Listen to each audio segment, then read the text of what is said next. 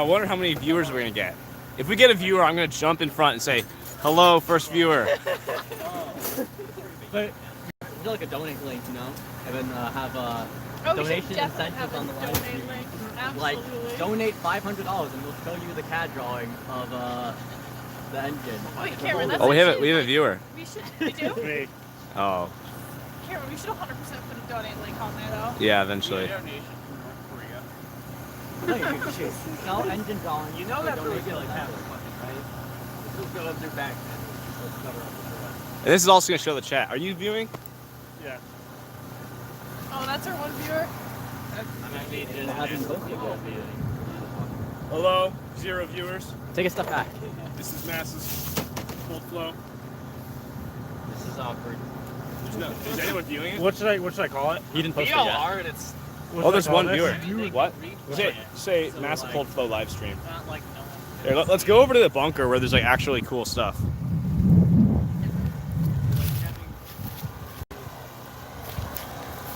This is our generator.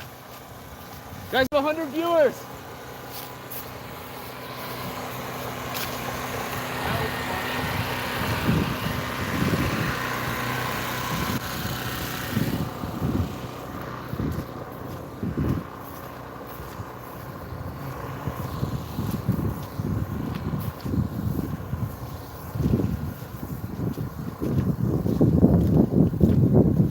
All right. We are setting up hardware for the cold flow of our new regeneratively cooled rocket engine. So as you can see, this is our bunker. Right here, this is where we test the engines. You might see in some of our other YouTube videos, this is where we used to do hybrid rocket engine test fires, liquid rocket engine test fires. And then we are setting up the propellant fill system. This year we're using liquid oxygen and ethanol. So over here is the cryogenic fill system. There's a super massive delay on it. I'm seeing if I can go back and see myself.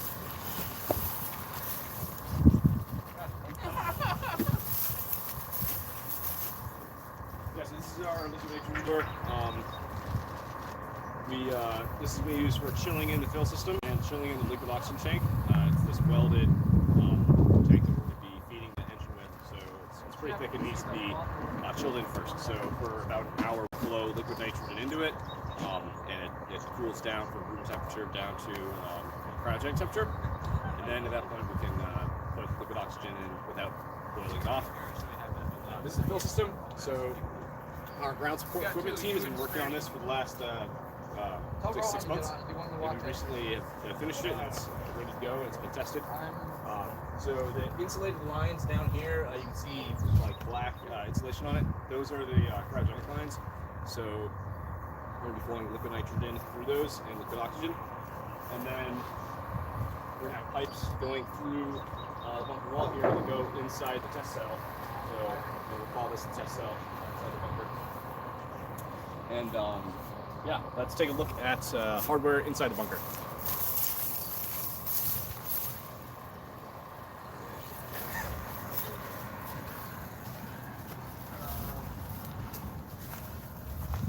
All right, so this is, here, let's get a better view here.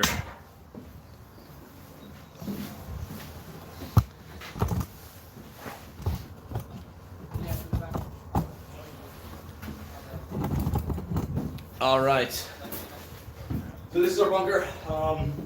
This is where we do all the engine tests. So the engine sits here. This is a new thrust stand that's been built to take 5,000 pounds of thrust. And so basically the thrust is just diverted into the structure of the test stand, or of the bunker itself. It's just a shipping container. We've had this shipping container in the field for 5 years. And so we've been swapping out hardware, testing new engines, but yeah, we always like to test new things. So, and yeah, this is the new engine called PT-163, new engine for the Base 11 Space Challenge. So it has 3,800 pounds of thrust, locked ethanol, and that will be taking our rocket to space in 2020 timeframe. So we can take a better look at the rocket panel. Oh, we have one viewer. That's sad. Who's viewing it? I think they're watching it out there. Oh no, so we have one viewer, that's sad. Okay, so down here we have the rocket panel. So basically this is all the hardware that would be inside of the rocket during launch. So this stand, basically all these tanks are shrunk down to only have, it can only sustain the engine for about 2 seconds when normally the engine will run for about 40 seconds. So these are pretty small tanks compared to the real ones. And so you can see we have our helium tank right here, and that feeds up through one regulator into. Hello, this is Jack, our at-low lead. Yeah, so we have helium, high-pressure helium, 3,600 psi, feeds into our fuel tank and our liquid oxygen tank, and then from there they have lines that will be connected. So you can see the fuel line running down. You can see the insulated oxidizer line running down, and then they go into the main propellant valves. You go fuel valve, aux valve. So those are custom-made pneumatic actuated propellant valves, designed and built in-house. We have 2 pilot solenoids right there that actuate them. So during the cold flow, what we're going to be doing is chilling in liquid oxygen tank, filling the ethanol tank with ethanol, and then running propellant through into the engine.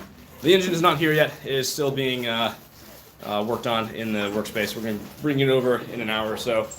But this is the thrust stand. It's partially assembled. We're going to be assembling it throughout the day. Actually, We're about to assemble it. Jack is going to assemble it soon. We don't Jack have the has nuts. bolts. We have the bolts. Yes. The nuts. Yes. You always need nuts and bolts. So that is what we're working on right now. Let's get a better view. We used to have nice lights in here. Someone took them down. Wait, Jack, who took the lights down?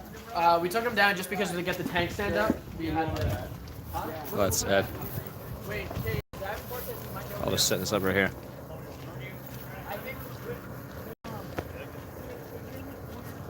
All right, camera handle. You want to give me a hand? We're gonna still put them in. Yep.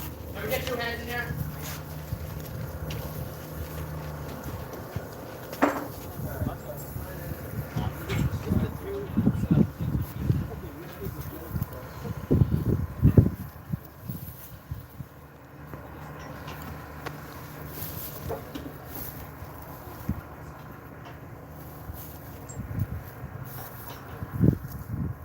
Oh, we have 0 viewers.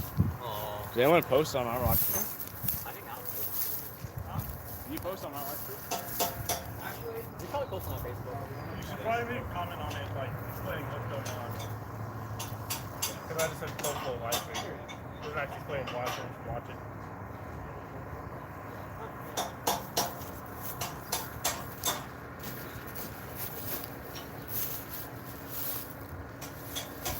Hey everyone, so this is the MASA cold flow video.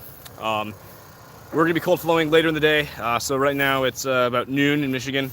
We're planning to flow liquid nitrogen and ethanol through the engine maybe 5 hours from now. We're doing a lot of setup right now. So over here, this is the back of, so basically where we're situated is we're in the middle of a field, and we have a shipping container in the middle of the field, and this is where we test our rocket engines. We've been testing here for I think 5 years now, maybe 6 years, and we've conducted a total of 30 tests. And so what we do is we basically lock the engine down inside of the shipping container and fire it off. We've had different variants of the fill system. So basically the basics of the fill system is you've got your propellants in like the tank you get from the supplier. So we have a local company here that delivers our propellants to us, and we hook them up. So this is a tank of liquid nitrogen. We hook that up to the fill system. We're also going to have, for the hot fire, we're going to have a tank of liquid oxygen. Hook that up to the fill system. This is a collection of valves, solenoids, tubing, sensors, check valves, you name it, that flows propellant into our run tanks. So our run tanks are inside the bunker. Those run tanks get pressurized to about 700 psi. For reference, the fill system operates at around 20 psi, so really low pressures. We basically pump propellant into our run tanks. That's basically equivalent to the tanks on the rocket, just like a ground version of them. They're smaller. We can go inside and show you that in a bit. Yeah, about 20 psi propellant. We flow that into our run tanks. That takes about 1 to 2 hours to fill them up, and then in that process we have to chill the liquid oxygen tank. So we have this aluminum welded tank that holds the liquid oxygen, but when we're starting out, it's extremely hot compared to the temperature of oxygen. So room temperature is much higher. So what we have to do is we have to feed in liquid nitrogen to cool it down, and that actually takes a really long time. And it's cool. You can see frost moving up the tank as the tank gets chilled in. So this is a tank of liquid nitrogen here. It's about 70 liters. We got that filled up this morning, and so we'll be using that. And it's actually pretty cool. You can see all these components get like frosty white, and they create like a layer of like almost snow on top of them when they get chilled in. And onto the run tanks. We can actually go inside and show those, but the run tanks, you have they're really thick tanks. They're about 1/3 of an inch thick, and so that holds in 700 psi. So we have our tank of ethanol and our tank of liquid oxygen, and then we pump in very high pressure helium, and then the helium forces the propellant at high pressure into the engine. This is Jack, our at-load lead. He's doing some setup. Yes, hello. So you have the propellant run tanks, high pressure propellant, that goes into the engine. That goes into the engine, and today we're not going to be lighting it off the igniter. We don't have the actual oxidizer. Instead of liquid oxygen, we're using liquid nitrogen, so it's just Coldflow today. And then in the near future, we will be doing a full hot fire test, so we'll like to see the whole engine bloom. It'll be exciting. So we can go inside the bunker. There's Alex. We can go inside the bunker and take a look at some of the other hardware. Someone tell me that's not. Okay. Also, what we'd like to do throughout the live stream is kind of do interviews of all our members. So, I got Cameron right there. Cameron does some structures, design of our main propellant tanks for the rocket. We got Jack over there. Jack is our at-load lead. What's really cool about this team is, here, I'll get in front of the camera again. Yes, what's really cool about this team is that we like to include like the younger members in the projects. So some project teams at the university or other universities, you have to be a junior or a senior to participate. But what we do is when younger members come on the team, they just got to college, we give them real stuff to do. We tell them, read these reports, read these books, and then just jump right into it, learn this software, start designing components with us. Yeah, I was about to say that. Okay. So these two guys are freshmen, and so we have a freshman who built our entire fill system. He did a lot of the design of it, he built it. So it's pretty crazy, like how much productivity you can get when you let all members, all grades participate in the project. So for reference, I'm a junior, I'm the chief engineer. But yeah, there's a lot of younger members in the project. We've been doing a lot of good work this year. And by the way, this is for the Base 11 Space Challenge. So this is to launch a liquid rocket to the edge of space. And so right now we're doing engine development and design of the rest of the rocket. But the engine is the thing that's most mature. Like we have an actual engine. We can show you guys later. It'll be coming in about 1 hour. We'll be installing it. And so yeah, it's pretty exciting. So let's go inside the bunker where we have done, I think to count 31 engine test fires in the past of our old hybrid engine. You can see our YouTube videos of the hybrid engine. We flew at 30,000 feet. And then we have the liquid engine, which we built last year, and we flew to 4,000 feet. We were the first team to successfully fly at Space for America Cup. So that all happened inside the bunker. It's really cool.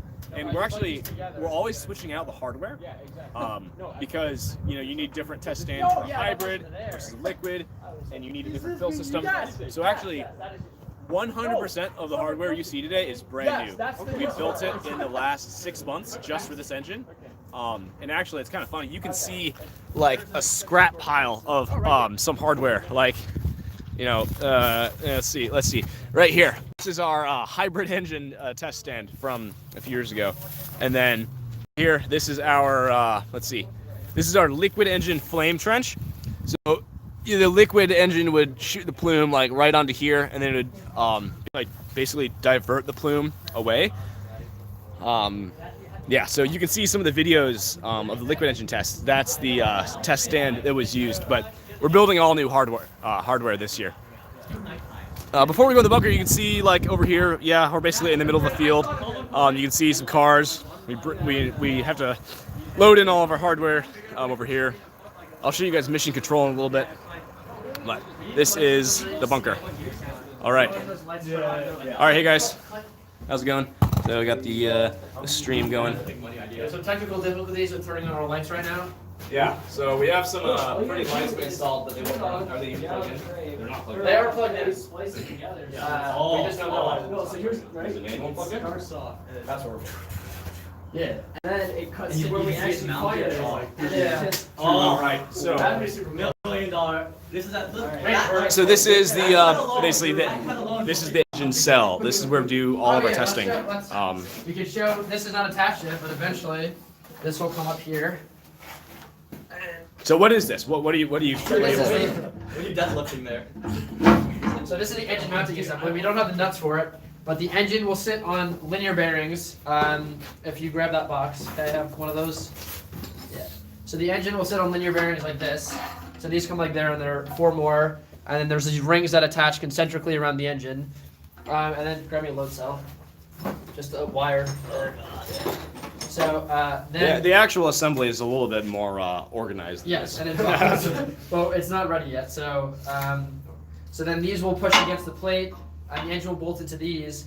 And the benefit of having our linear bearings here was that the engine can slide back and forth. So all the thrust will be pushed into the beam and through the load cells, which means we get pretty accurate measurements. Oh my, we got the lights working. Oh, there we go. Oh, let there be light. Yes. Oh, yeah, this is just the deal. All right. Oh, the there There you it go. is. Okay. Sweet. There it is. Is anyone posting on Facebook? all its glory. That one's good. Okay. All right. Rocket. Cool. Wait, how is that one working? So this, let's take a look at our rocket panel? yeah, the rocket panel. So this is the collection of custom-made valves we made. We actually made 2 of these valves in-house. So we got the main fuel valve, main oxidizer valve. Those are what we use to basically control the flow into the engine. We basically turn it on or off.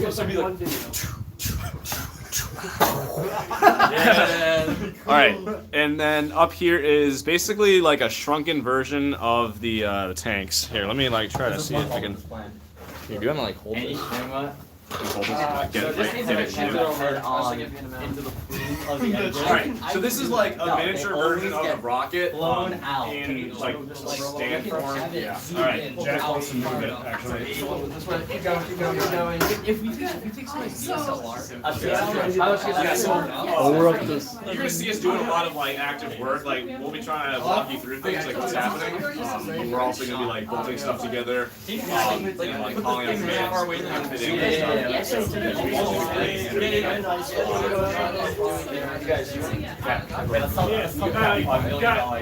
you guys are just like standing around, you want to be outside the bunker. Yeah, so this is our helium tank. So we pressurize it to 3,600 psi, and then this is like kind of mimicking the rocket. We actually might go up to 4,500 psi. And so the helium flows through here into our 1 regulator. It's usually 2 regulators, but right now it's 1. So the helium right here is 3,600 psi. The regulator takes it down to about 700 psi. And then it flows into the fuel tank and the oxidizer tank.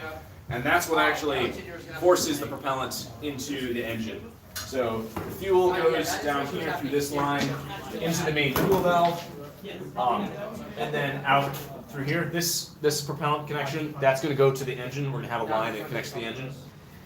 The oxidizer tank, we have, as you can see, it's wrapped up with insulation. That's to make sure that we don't heat up the tank.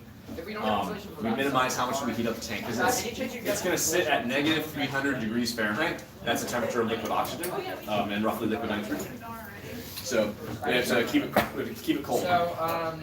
So the main liquid oxygen line comes down here and kind of, if you want to get like a side view.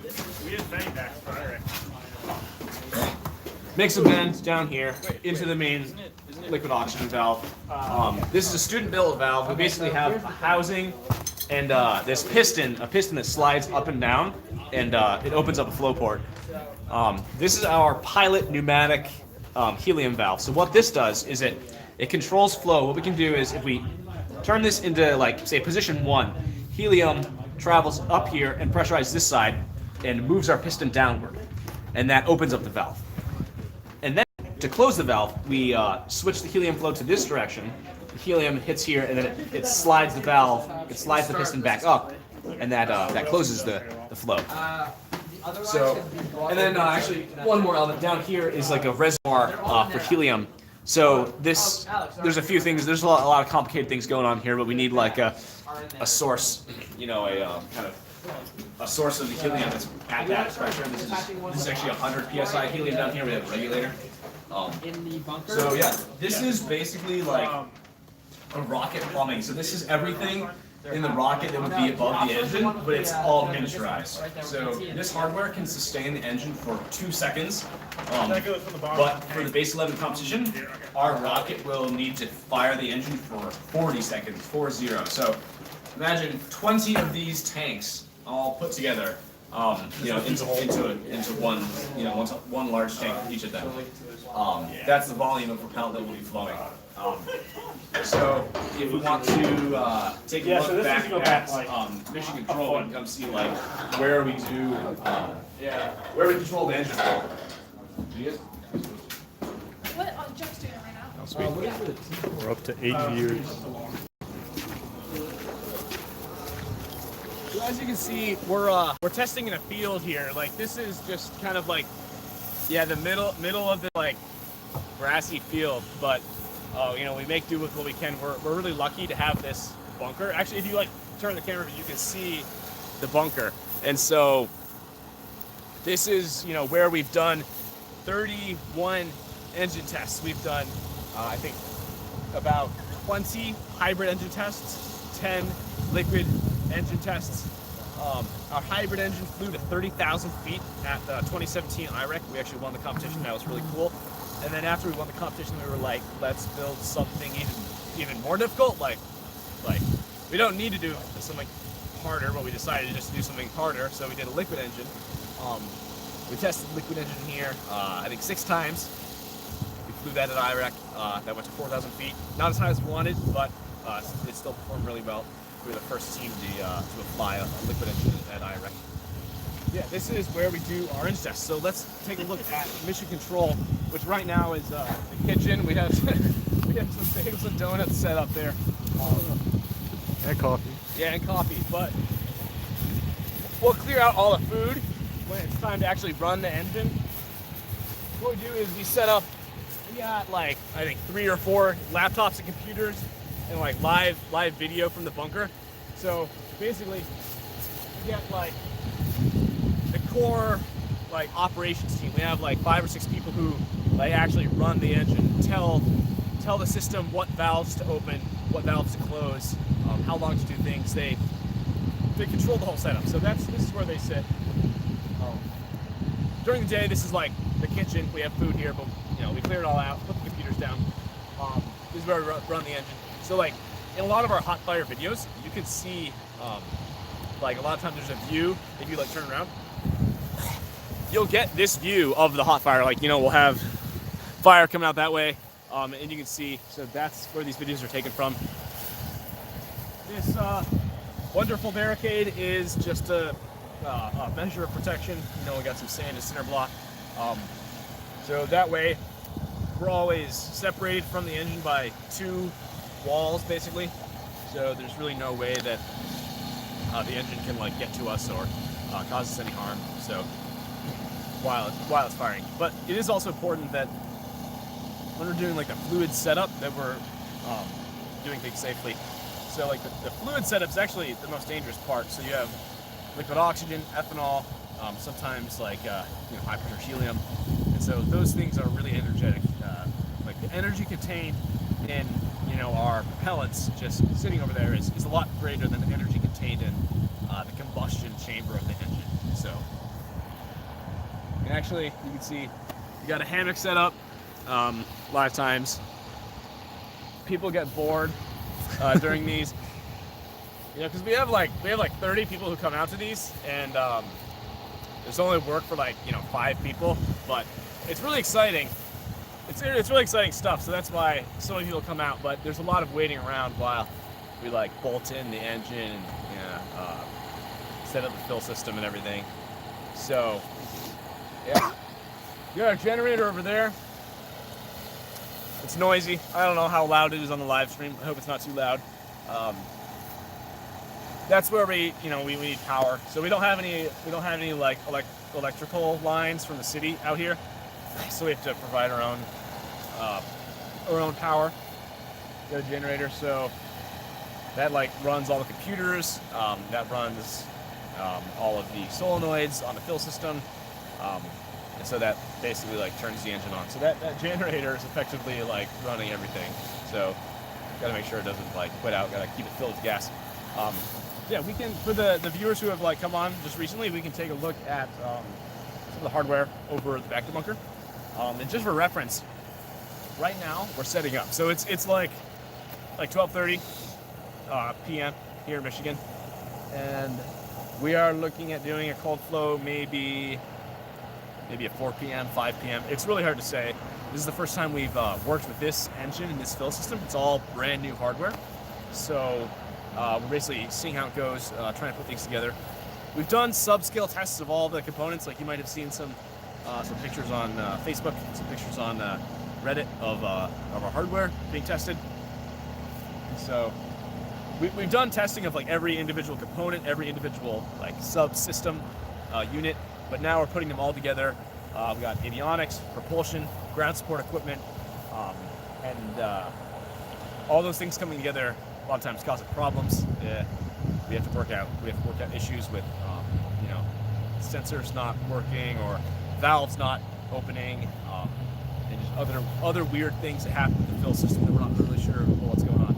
So you can expect this live stream we're going to be going around showing all the hardware multiple times, kind of. Eventually, we're going to get into like interviewing people, get everyone's opinions on the project and like what they work on, have them talk about what they work on. But there won't be like, the engine's not going to be firing every 5 minutes. It's going to be like building up to the Coldflow around like maybe 5 p.m. So hopefully you guys can sit tight and watch some of the hardware, and eventually come by for the Coldflow at like 5 p.m.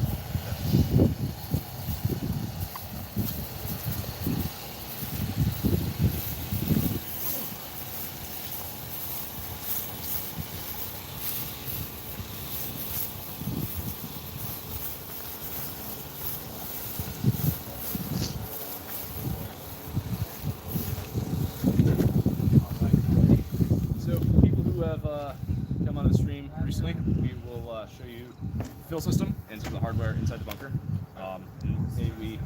That is Sterny. He does avionics. I control the electrons. He controls the electrons. He's weird. Hey, why is that what everyone says about me? That should not be my defining character.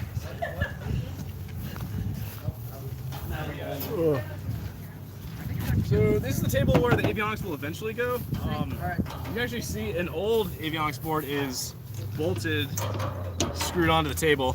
This is kind of what it looks like. The new one is like this big. It's a lot bigger, a lot more impressive. It's got to be bigger because we're controlling so many more components. This is our liquid nitrogen doer. This will be used to chill the tanks. So we have our oxygen tank, liquid oxygen tank in the chamber inside there. That runs the engine. We feed directly from that tank. Liquid oxygen goes straight into the engine, and we also have one for the fuel. So with 2 tanks, feed straight into the engine. But the liquid oxygen tank starts out warm, like it's it's 45 degrees out right now, but the temperature of liquid oxygen is negative 300 degrees Fahrenheit. So if you put something cold, like a cryogenic liquid in there, it'll instantly evaporate and turn into a gas, and you won't have it anymore. So what you have to do is you have to flow in liquid nitrogen over the course of 30 minutes to an hour to chill the tank down and cool it down all the way to negative 300 Fahrenheit. And then at that point, you can put in your liquid oxygen and have it stick, and have it actually stay in liquid form. So cryogenics are something we're getting into this year that is like a pretty big change from what we've done in the past. In the past, we haven't done any cryogenics. Our oxidizer was always liquid nitrous oxide, which is liquid laughing gas, basically. And then, so we've never had anything cryogenic, so this is a new challenge for us, but I think we're doing really well. What'd you say? You can check out the fill system we have over here. Yeah, we actually looked online. We just get one. Like, the motions would have been really expensive. Yeah, so we call this big fill. Yeah, big fill. There we go. So we use this to basically take. So we have like 3 different stages of what the propellant does during the day. So first stages of propellant is in our mother tanks, we call them. So we get the mother tanks from the supplier, like the gas and liquid supplier ships us a tank with propellant. So kind of like this. This is a liquid nitrogen tank. Liquid nitrogen is not a propellant. This is just used to cool things down and do some other things. But like liquid oxygen, we get a tank of liquid oxygen, a dewar, and then we get a canister of ethanol. So those are our mother tanks. That's what we call them. Then it goes through the fill system. So the fill system takes propellant from the mother tanks and transfers it into the run tanks. Run tanks are in the bunker. We'll take a look at those in a minute. We also have helium. That's considered one of our fluids that we're working with. If you want to like get a close-up shot of some of the stuff here. So last year when we did the liquid, the fill system was a lot simpler. So I used to know every single thing that was going on, but now it's an absolute cluster of plumbing, and it's awesome. But I don't actually know what every single component is. So we have some pressure gauges, solenoids.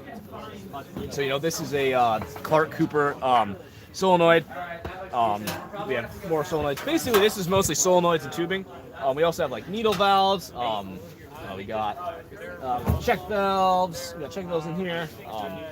And so actually, all this plumbing that's exposed, that's all the helium. It's all the helium and ethanol plumbing.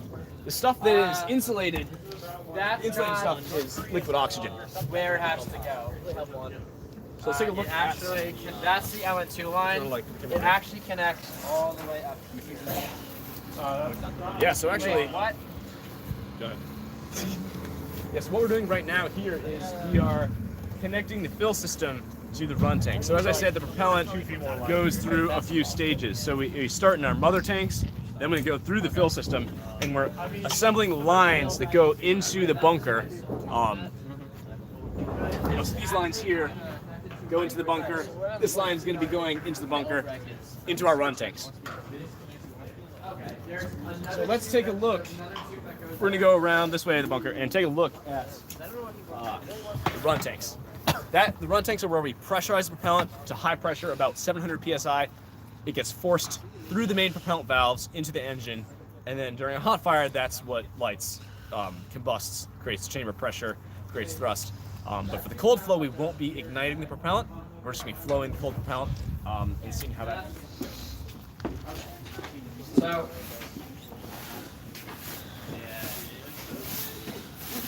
The question now is, was our math Right now, we are actively assembling the run tanks. So here, I'll grab this and show the run tanks. Basically, so it comes down over this area.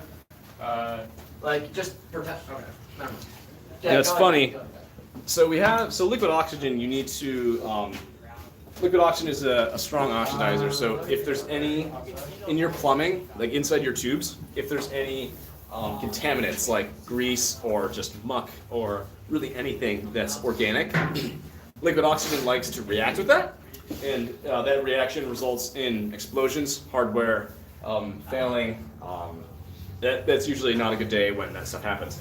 So what we have to do is we're assembling these plumbing lines, but they've been pretty clean. We have this room called the wet lab where we do all of our chemical work. So we basically sterilize all of our tubes and our fittings, our components that touch liquid oxygen. So it's kind of funny. We actually put rubber gloves sometimes on the end of our tubing. So that's a really nice way to cap it off. You know, a quick and easy way to cap it off, keep it you know, free of dirt or just particulates floating in the air, like, you know, pollen or anything floating in the air. So this is the run tank stand. So basically, these are like shrunk versions of the tanks in the rockets. We got the helium tank, fuel tank, liquid oxygen tank, and then they run through the main propellant valves. So down here we have the setup of our main propellant valves. Try to get a close-up shot. So we got the fuel valve and also these main propellant valves. We designed and built them in-house. So we had a group of people design them in SolidWorks, and then go in the machine shop and machine the components, put them together, test them. We had a pretty successful test campaign for those. They worked pretty well.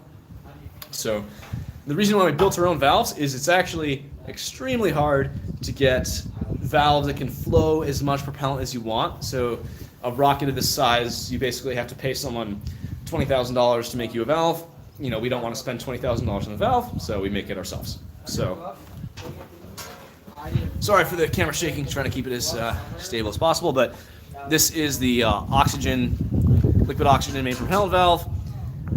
This is the pilot solenoid. So basically how the valves work is and I'm going to try to get a more stable view of this so I can show it off. Okay. Sorry. All right, there we go. So this is the liquid oxygen valve. This is like the housing. Inside is a circular piston. So like this square housing has a large bore hole that goes all the way through it. And then there's a circular piston that gets moved back and forth, up and down. So in this circular piston, there's actually a hole, a flow path that goes through it. So if you have it pushed upwards, it's closed, no liquid can flow because the holes are not aligned. If you pressurize one side of helium, it throws the piston down and it aligns those holes so that fluid can flow through. There's also a whole mess of O-rings and sealing going on that it's hard to get into without looking at the insides. But that's basically how it works. The liquid oxygen comes out of this. This is taped off with blue tape again to keep it clean.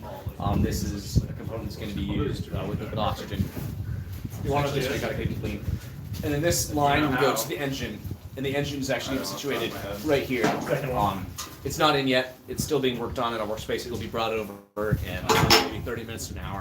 What tier do they go at? So as I mentioned, helium. We put helium into the top and the bottom of these valves. That's to throw the piston back and forth.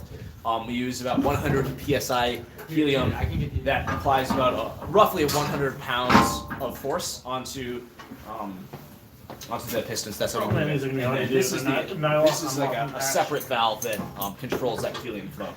And then over here, we got an identical one for fuel. So actually, it seems like I can put these in, and then someone needs to. they're getting busy with assembly, so I'll get out of their way. What they're doing right now is assembling the engine rollers. So basically, the engine rolls on these linear bearings to keep the thrust going in one direction, and then it backs up against. It backs up, so the engine rolls. It's situated right there, and then it backs up against the I-beam right here. And the I-beam structure, you can see, goes down into the floor to distribute the thrust. And then we also have load cells on there to make sure that we can measure the flow rate. We can measure the thrust of the engine. So let's take a view over here. This is Jeff. Hi, Jeff. We have survived the heroin. Let's see if we can get a good view of the engine being worked on. Oh, sweet. There we go.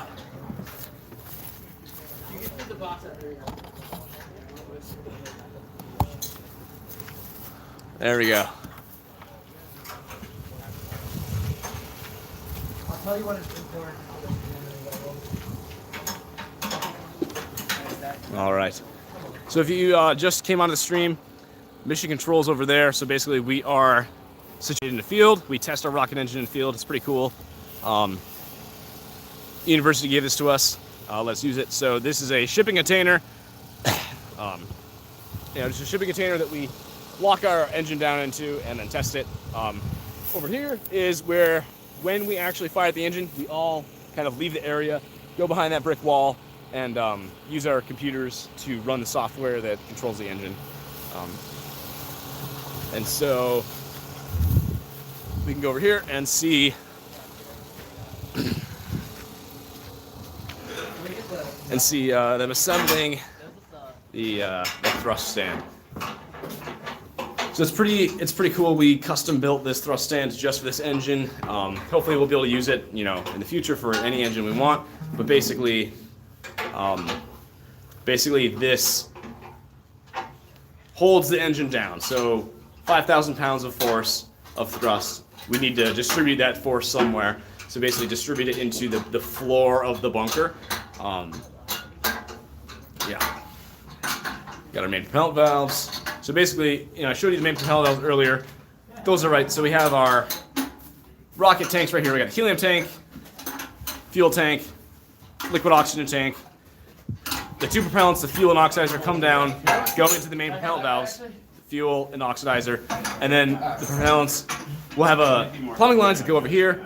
Propellants go through that plate, and then the engine is going to sit right there. Right now, they're assembling the engine rollers to hold that down. So we need to just check this out for a little bit. You might be able to stop soon because I'm pretty good here.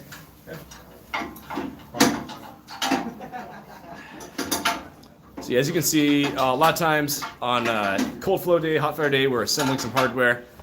We always say that we're going to assemble it beforehand and bring it out the night before or whatever. But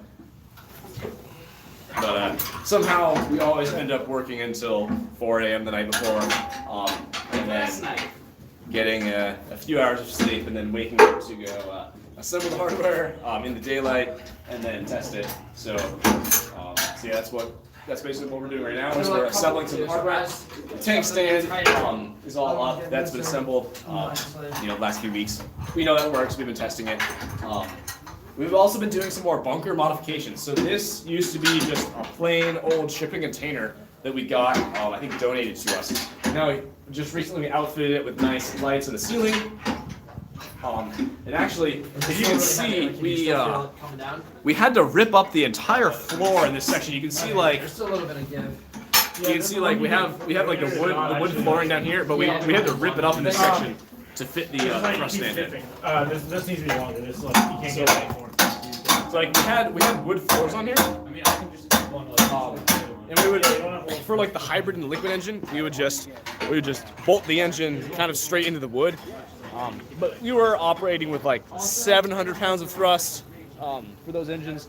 But now we're up to 3,800 pounds of thrust on the new engine. That's the engine that's going to take our rocket to space, Tangerine Space Machine. You might have seen like our Facebook post about that or on Reddit. And so, yeah, our new rocket, Tangerine Space Machine, this is the engine for it. The engine is called PT-163. That's named after the Pop-Tarts in our vending machine. Usually we get like Pop-Tart dinner when we're working late, so we're very fond of Pop-Tarts. So we named our engine after it. We all know the number in the vending machine to get the Pop-Tarts. Sure, yeah. Let's work the bolt middle. This is horrifying. Don't say it's horrifying. It's not This is horrifying. great. Everything's going well. No, it's just so large, the bolts. Yeah, we're almost there though.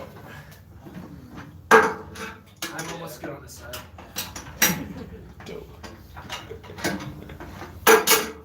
Oh no. Oh no. I'm gonna do a check. Wait, give me a minute. Let me like get more on this side. Dude, is there any way you can like camera like give it a wrench? I'm almost there. Just give me a hot sec. And then we keep showing you what's there. I think I really love being the human shim. Found my colleague. Oh, I'm sorry. You're getting in the way of the camera here. Dude, All right. All I need to put on my resume from now on is computer. So I think what we'll do now is grabs. We got like 30 people hanging around here, maybe 20. Basically, the whole team comes out to watch us put together the hot fire. Sometimes you'll see a lot of people standing around, and that's okay because because there's like 30 people who worked on building this engine over the last 6 months, and all these people here worked on the engine in some different way. But right now, like, there's only so much you can do. There's only so many wrenches you can have turning at one time. Yeah, and this is a lot of the like propulsion team and the avionics team, ground support equipment team. That's kind of how we're broken up into with the engine hardware. So maybe if I can grab one of you guys, if you guys want to talk about like what you did on the project. I don't know if we can get in front of the fill system. Maybe we'll go over in front of the assembly. I don't know, Jeff, do you want to talk about what you've done? Yeah. So let's set up. Can you see that? Let's see. Let's see. I stand on the center block. Let's go. Can we see anything in here? Oh, lighting's okay. Inside. Go inside. Yeah, it is actually a little bit loud. There. We'll go right here. Bear with us, guys. Thanks for hanging out with us on the stream. So basically, you can hear the noise of them of assembling all that stuff in there. So this is Jeff. He's our president. Maybe we can step back a little bit so it's easier to see. Yeah. Yeah. So this is Jeff. He's our president. What do you do on the team? So I help manage all the different leads we have. I think to get in the view. Oh, a little further back. All right. So we help manage the leads. We have meetings every week, and then I help coordinate with the university, our sponsors, and then also different people that we interact with in the Base 11 Space Challenge. That's been really exciting working with them. Yeah. And then recently I've been helping out with the fill system and some testing. It's been really fun. Screwing in bolts, cleaning parts. It's been really great getting my hands dirty in the second semester. And getting your hands clean for liquid oxygen cleaning. Exactly. Yes. Yeah, we do some very dirty stuff, like a little bit of welding, a lot of machining, and then also we go in the wet lab, get super clean, wear our lab coats, don some gloves, and just clean away. So it's been a really great experience. Working with the hardware and also working more on the fundraising side, and also just kind of getting the word out about MASA. Awesome. Thank you. Yeah. And what year are you? So I'm a junior in aerospace engineering. It's been a great learning curve. It's been really tough, but like really rewarding at the same time. Trying to put in time in the classroom and also just trying to go hard at MASA. So it's been great so far. Awesome. Yeah, and so we have like administrative roles in the team. We got president, vice president, treasurer, business lead. But all those people are actually like on the weekdays and weekends in the lab, cleaning components, designing things. Like our treasurer, he does nozzle design as well. So like everyone on the team, even if they're doing like administrative work, you might think, oh, they're just sending emails and paperwork. We have them, they're working on stuff. So our team is pretty cool like that. Yep. And we're both juniors here, but like we've been really, really excited about all the younger members who are coming through MASA. We have some freshmen just absolutely learning so much, and like I'm learning a ton from them too, and so like it's just been great. And what's funny? So here we got like behind us, we got 1, 2, 3, 4, 5. We got like 6 people assembling the engine and like helping out. 5 out of 6 of those people are freshmen. So if you think we don't have like the seniors assembling stuff and the juniors assembling stuff, we make the younger members put stuff together. That might sound a little bit brutal, but that teaches them a lot. We really integrate them with the team. So that's how we build out a really cool team. Hey, get back to work. Yeah, so if you're watching this and you're in high school or like looking around at colleges, like we are just absolutely looking for people to be passionate about rocketry, coming on and working really hard on the team. So it's it's been a great experience. I don't know if Cameron's touched on our report with Base 11. We just put together a Phase 1 report. Just like a lot of great work from the team. I mean, people really documenting well and just putting everything together was really exciting to see all that hard work. And being able to look at that finished report and really just see all of the design and analysis and testing that we've done the past year. So, great. Yeah, awesome. Thank you, Jeff. Yeah, for sure. Trying to pull in. No, I'm good. I'm good. No, we're getting you here. I don't have a whole lot to say. Okay. You want me to We'll get find, Jared? we'll find someone. We'll find another person to interview. Give you the scoop on some other role on the team. Got Jared coming in.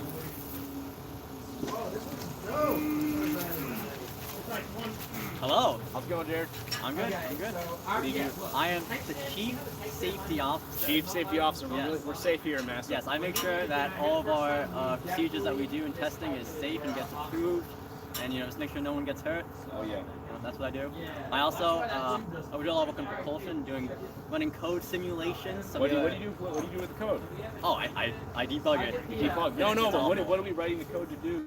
Oh, because we have a code that simulates the entire engine burn, and right now we're working on our new pressurizing system that's not going to be used in this test, but Soon. in the future. So we're going to use a solenoid actuating very quickly to pressurize both tanks. Yes. So that's in the works. Yeah. So if you were tuning into the stream like maybe 10-15 minutes ago, we went over and showed the engine stand, which has the helium tank. It's actually a scuba tank. We got it on eBay. It's a scuba tank. We put helium in that. Run the helium through a pressure regulator into our two propellant tanks.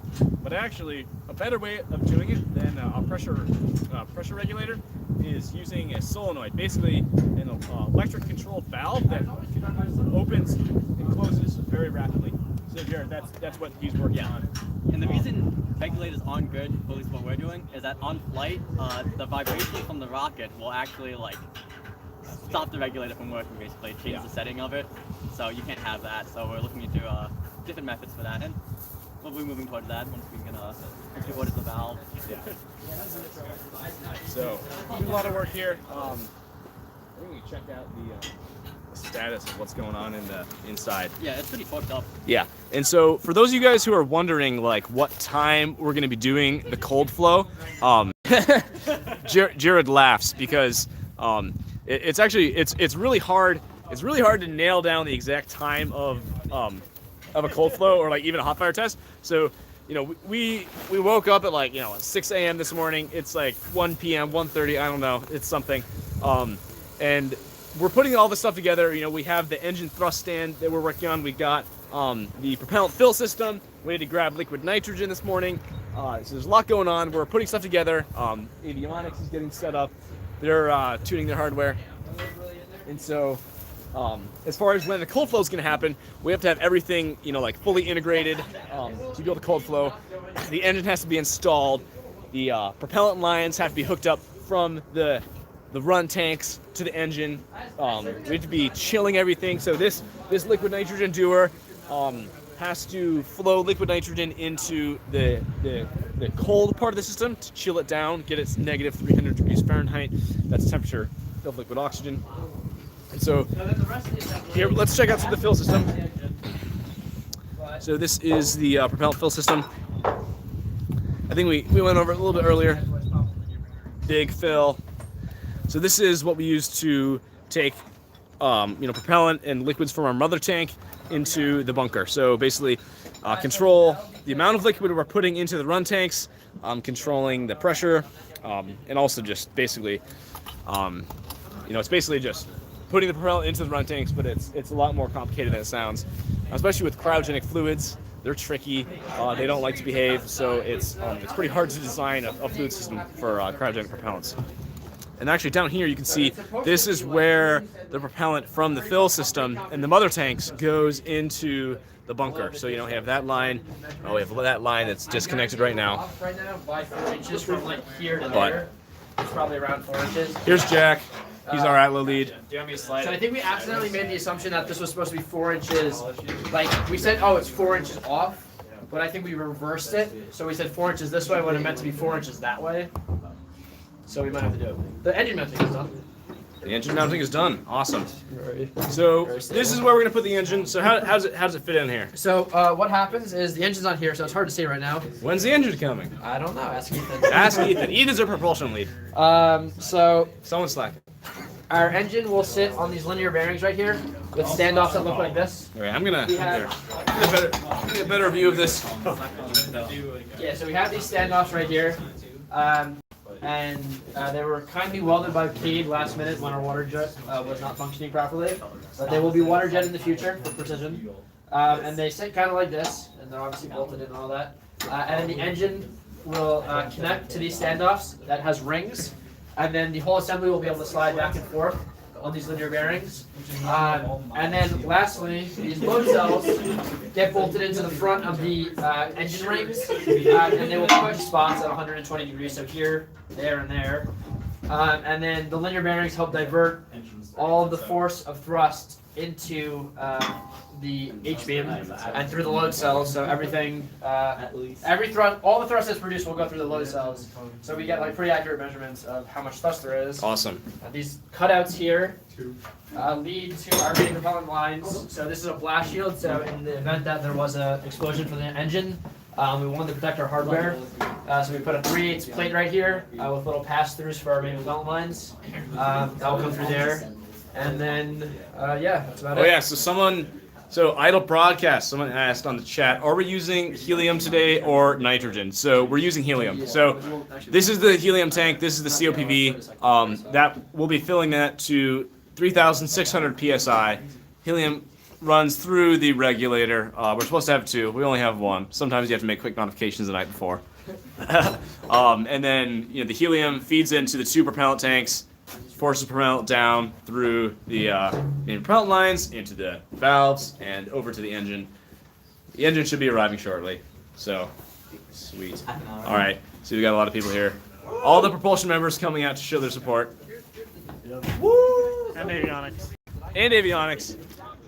If we didn't have the avionics, we would just be like getting like light switches to control our solenoid. We would have like a panel of like 50. We have like a panel of like 50 light switches trying to like turn on in our solenoid. So avionics is a lot of very important work. So I think we'll grab someone else and ask them about what they do on the team. Katie. If anyone wants to come disrupt nature with me. All right. Katie, what do you do on the team? I am vice president this year, and so I run all the outreach for the team, and also invite like all new members, and get them all integrated into the team, make sure they know what's going on. That's important. It's very important, yes. And also, I am running the Nozzle team this year, so we basically have gone from, we've designed about 4 different nozzles now, and so we go from initial design, and then we'll simulate it a whole bunch, and then we'll catch up. What do we simulate it with? We use ANSYS, regen, and then structural simulations, fluid sims, we're working on that, and then thermal simulations as well. Sweet. Yeah. So what's coming up soon with the nozzle? So on this engine, what type of nozzle do we have? We have right now. Yes, the This engine is we're. yeah, the engine we're cold flowing today. That is a hydrostatic nozzle, so it's basically That's a hydrostatic nozzle? You mean aluminum? aluminum. Yes. Yeah, just an aluminum nozzle, heat sink, nothing. Yep, it's pretty standard. It would And only then- last like what, 2 seconds before it melts? Yeah. Yep, and then for flight though, we do have a full graphite nozzle that is currently being machined. Yeah, so who's machining that? Graphite machining. Graphite Machining, shout out to our Yes. sponsors. We love you, Graphite So, Machining. You're probably not Thanks very watching much. this. We appreciate it.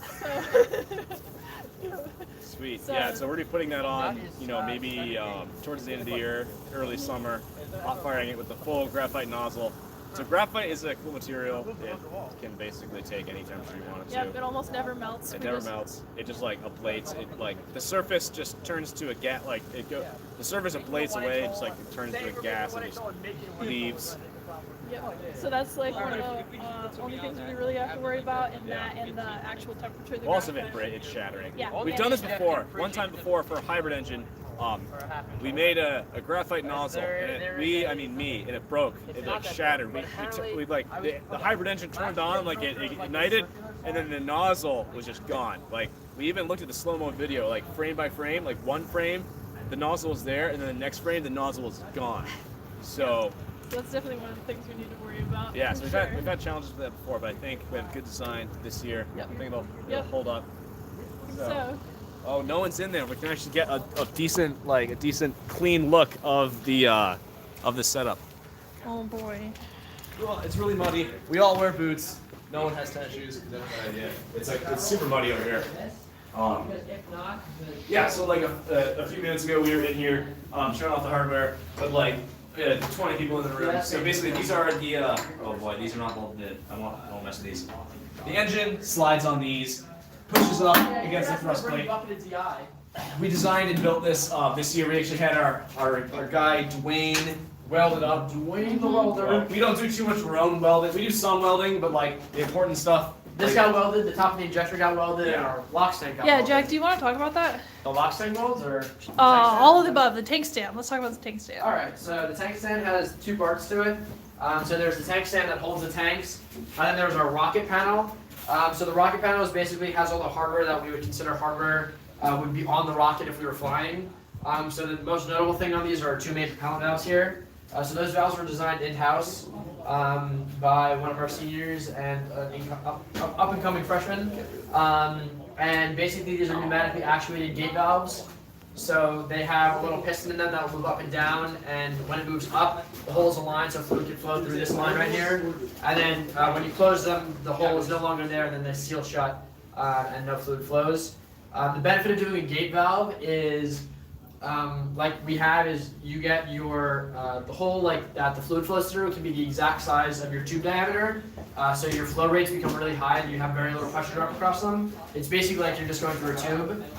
So that's very beneficial. And then those are controlled by two solenoids, which are, I think they're 5-way, 4-port, 3-position solenoids. So basically they have 2 wires. And it's like kind of 2 solenoids joined together. You pressurize, when one side is pressurized, the other side is vented, so the piston can kind of slide pneumatically like that. So that's most of that hardware. There's like a little holding tank. And then for the actual tank stand part of it, we have an ox tank right here and an ethanol tank. They're both sized to provide 2 seconds of propellant to our engine. So we're doing a 40-second burn for our actual rocket. So these are roughly 20 times smaller than what they'll be in the rocket, at least by volume on the inside of them. So those have some plumbing on top to support pressurizing with helium, which will be put in this COPV here at 3,600 psi, and that's getting regulated down to 750 for both tanks right now.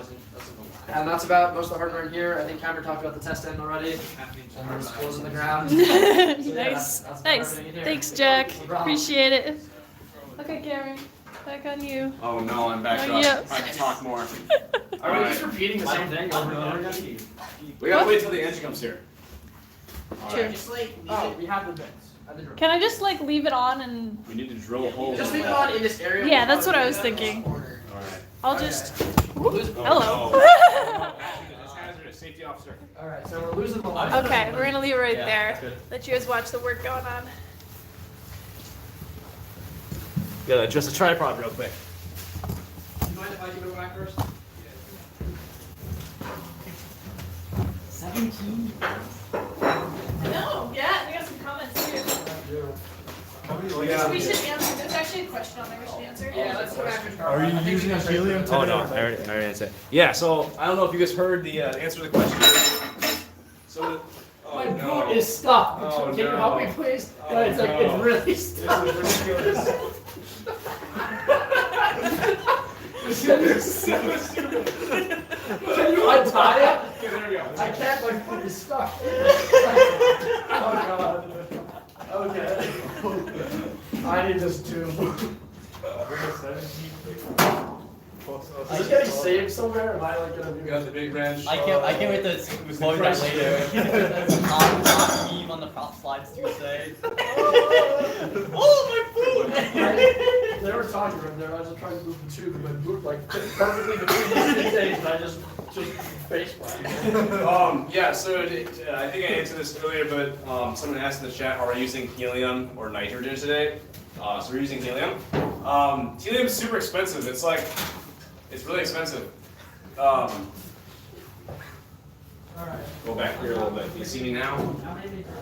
Now take your neck. Tell my neck. That's the crouch. There you go. All right. So we got the Propellant fuel system over here. Yeah, we're using helium. We use 6,000 psi bottle that we have out here, and then we float. We reduce the pressure to 3,600 in this the helium run tank, and then that pressurizes the tank. We could use nitrogen for the hot fire, but the reason why we use helium on the rocket is that it's light. Everyone knows that helium is lighter than air. Nitrogen is basically just the same thing as air. Air is mostly nitrogen. Nitrogen is heavy. The difference in weight on the rocket between helium and nitrogen is 20 pounds. It's pretty crazy. So, any more questions, Arjun? Were you guys gonna have check valves between the gas supply for each tank? Absolutely, yes. Check valves everywhere. Check valves everywhere. That's a good point. What's Is there a base 11 safety judge on here? Is that why they're asking? Yes. Yes, we have check valves. We can pull the P90. It's like this crazy, this crazy mash of plumbing and everything in the diagram. Basically, yes, we have on every gas or liquid supply tank, we have the suppliers like liquid oxygen, helium. If we use liquid nitrogen, gaseous nitrogen, we have check valves there, so we can never flow anything back into the supplier's tanks. We also have filters. In a lot of places, we have redundant solenoids. So basically, if you have a component that fails, like if you have a regulator that you're counting on to make the pressure lower, if that regulator breaks, we actually have features that can deal with that. But yeah, good question. Yeah, I think we have one or two more questions. Oh yes, actually. more questions. What simulators did you use to test it before actually building the final engine? And how did you test that? Is that better? It's cutting off like your forehead. Do you want to move it up a little bit? You can read off the other questions. Yeah. I think that's some other questions. Wait, what? Oh, there's so much. What's the next question? What simulators did you use to test it before actually building the final engine, and how did you test them? Oh, that's a really good question. Yeah, so this engine, it's not here yet. I really want to show you the engine. It's still being tinkered on in our workspace. We're about 10 minutes, 10-minute drive away from our workspace, maybe 5 minutes. I don't know, whatever it is. So it's being assembled right now in our workshop.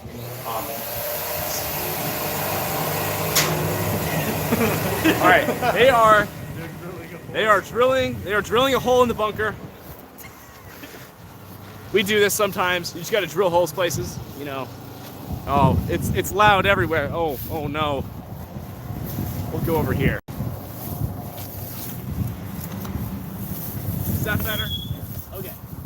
So what simulators do we use to test the engine? That's a good question. So the engine is regeneratively cooled. That means we run the fuel around the combustion chamber to cool it off. So you might know the temperature of combustion in a rocket engine is really high. So say a jet engine might be 800 Fahrenheit, right? 800 Kelvin. 800 Kelvin, something 500 Fahrenheit inside of a jet engine. There are a lot of metals that can kind of survive that. You can have stainless steel inside of a jet engine. It won't melt. Yeah, that's fine. But inside of a rocket engine, you're looking at 5,000 Kelvin. So That's the sun.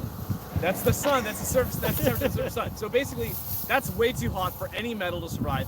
Literally any metal you put in there will melt, or any metal that you make, the wall of the chamber, that'll melt. So what you have to do is you have to run fuel, your liquid fuel, before it goes into the injector. So your fuel's in your tanks. You actually run it around the engine to cool it off, and then that fuel goes in, goes through the injector and combusts. It's a pretty cool concept.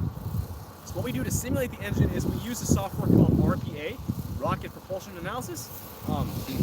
Basically, you set up your conditions of your engine, and it can tell you what temperature the different materials are, and like what efficiency you're getting out of your engine. But that's just one software. You can't just trust the results from one software. Like, what if that software is wrong, incorrect? So actually, our propulsion lead developed. Propulsion lead, a few of the members, they developed their own thermal modeling code using MATLAB. It's actually pretty crazy. Yeah, they made their own thermal modeling code to see, to run the code and see what temperature the different materials are of the engine, see if the materials would survive. So that was a big design project we had. We started last spring. The regen code we had going over the summer. We were doing early design of the engine. And then we later used RPA, rocket propulsion analysis, to verify all the parameters. And then that's just thermal modeling. That's just determining what the temperature of the skin, the very surface of the metal is in your engine. We also use a software called ANSYS, ANSYS, ANSYS.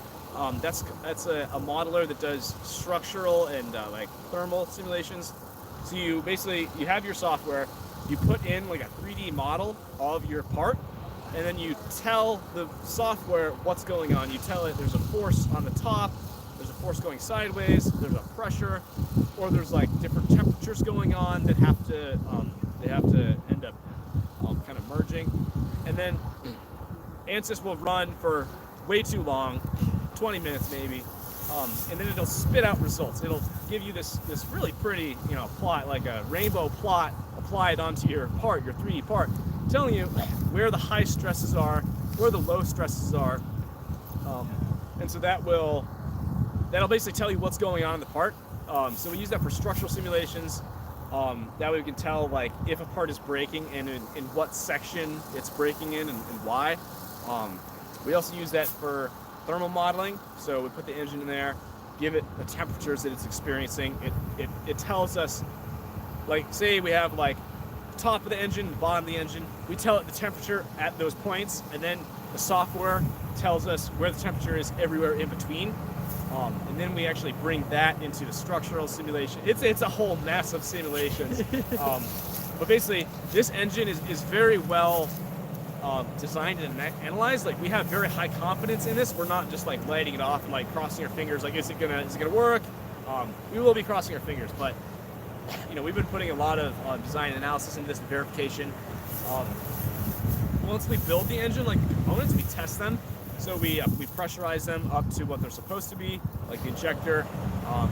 We do all these different tests to make sure what's going on, make sure it was designed and machined properly. So let's see what some of the other questions are. I think it was what's the M dot? And, oh no, what's M dot? Oh yeah, 80% bell air.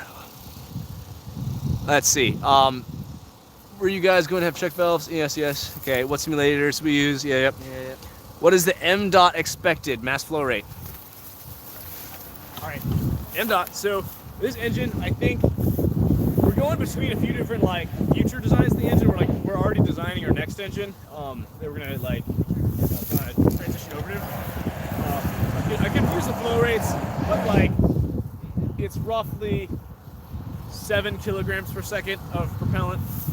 Does that sound right? Yeah. I think it's 7 kilograms per second. So for this engine, I think it's maybe 4.5 kilograms per second of liquid oxygen, and then 2.5 kilograms per second of ethanol. And that actually equates to, so you got a gallon, 2 gallon jugs, 2 full gallon jugs of propellant every second. So throwing some gallon jugs every second at the engine, that's what it combusts. And then, so it's gonna be a pretty big engine, 3,500 pounds of thrust. We've never done anything this big. The biggest engine we did was the liquid last year that launched the spaceport. That was 1,000 pounds of thrust. So yeah, we have any other questions? Check this out. Hit the down arrow. Okay, 80% bell-shaped nozzle. Nice one, Jack. So the wait, you want to talk about? You know? I don't know what the nozzle. Oh, I don't know. Katie knows what the nozzle. Katie. Katie. Katie. Katie. Katie. Katie. Katie. We're gonna answer your nozzle question for you. Nozzle expert. Yeah. Talking part 2. Yes. Yes. Tell us about the nozzle. This is Katie again. She was talking about being vice president. Okay. I don't even know what it looks like. Okay. Yeah. So someone asked, 80% bell nozzle. Question mark. 80%. You know, like you can have like a 100% bell nozzle, which is like the full bell nozzle, or you can have like a truncated bell nozzle. So Which one are we doing? we are doing a truncated nozzle. Yes. Why? Why are we doing that? That's because like 80%, right? Yes. Why are we doing So it? it's basically logistical reasons. We could get we are donating or graphite- Logistics come into this a lot. Yes. Logistics and manufacturing Yes. are so much more important than like pure design. Yeah. So Oh, actually, again, Graphite Machining Incorporated. Thank you very much. Graphite Machining Incorporated. Yes. They are sponsoring us and giving us a free graphite rod, and it only goes up to a certain size. So Size? I think it's 8 inches. 8 Yeah. inches. That's big. That's like an 8-inch rod of graphite, like you know, like pencil graphite, like little 1 millimeter, 1.5 millimeter. 1.5 millimeter rod of graphite in your pencil. We have an 8-inch diameter graphite that is being Pretty machined. big. It's insane. Yeah. That's insane. So yeah, we're using that, and our actual nozzle was only about, I think it was like 8.25 inches. So we just truncated it a little bit, but yeah, you're correct. It's about 80% bell nozzle. So yeah, thanks to Graphite Machining, we All got of our ourselves. Yeah, we do. Talking about our sponsors, let's look at the fill system. Oh yeah, let's look at the fill system. So we have our one of our premier sponsors this year, Kulite Semiconductor Incorporated I think. products. I think they gave us a whole suite of sensors. So pressure transducers, temperature sensors, the whole nine yards. Basically, that's on our fill system, and that's measuring everything that's going on, and with our engine. So those things are crucial. Okay. Oh my, they're drilling holes over here. You're drilling holes in the bunker. Oh no. Okay, so let's see. Oh, really? Let's find a Kulite sensor. Oh, yeah, we got to shout out. Where are the Kulite sensors? Kulites. Where'd they I go? don't think there's any Kulites on here. I think they're all. Oh wait, no, there's a Kulite right here. Oh, here we go. Kulite sensor. There's Kulite. There's more Kulites on the tank stand, I think. There's more Kulites on the tank stand. Let's check it out. All hail Kulite. They're so great. They gave us a lot of good stuff. Oh yeah. There we go. So we got some of our plumbing. Oh yeah, look at all that plumbing. That's great. We have the Rego regulators. Rego regulators. Oh yeah. Also, this company Rego, they do fluid components. They give us a pair of cryogenic regulators that we're using.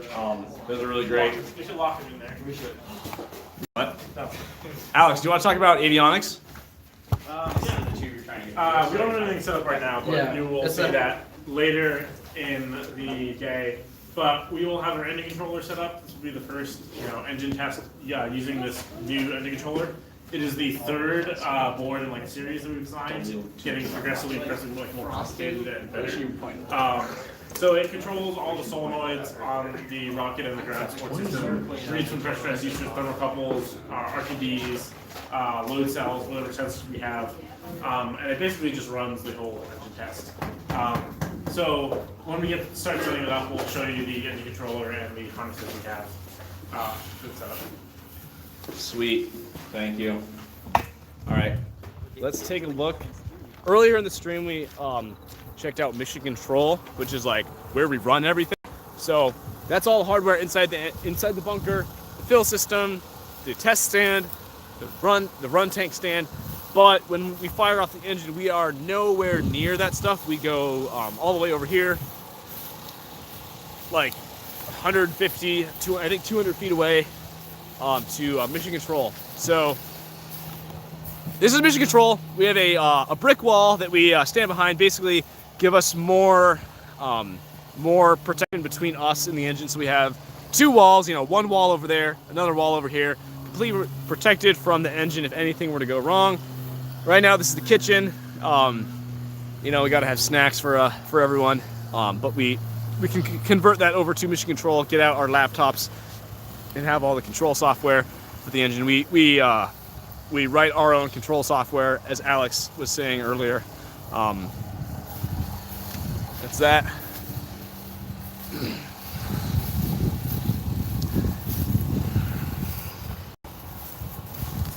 And for people who are wondering like what time we might be doing the cold flow, so right now it's like 1 o'clock, 1:30, something.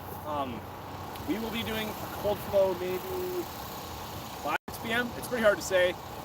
The engine is still being doing fire assembly. We'll be bringing it over here soon, and then we'll be chilling components in with liquid nitrogen. That'll be really cool to see. Things are gonna get a lot more exciting at 4 p.m., 5 p.m. That's when we're gonna be chilling in components, actuating valves, plugging in the avionics, watching the liquid nitrogen or the liquid oxygen tank get chilled in.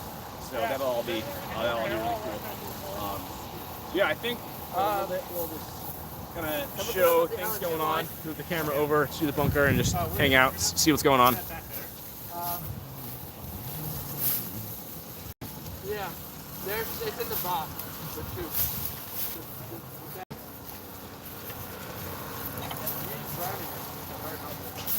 If you guys have any questions about our system, what we're doing with the rocket this year, what we're doing with the engine, how anything specific on the system works, make a comment. We'll answer it. Thanks.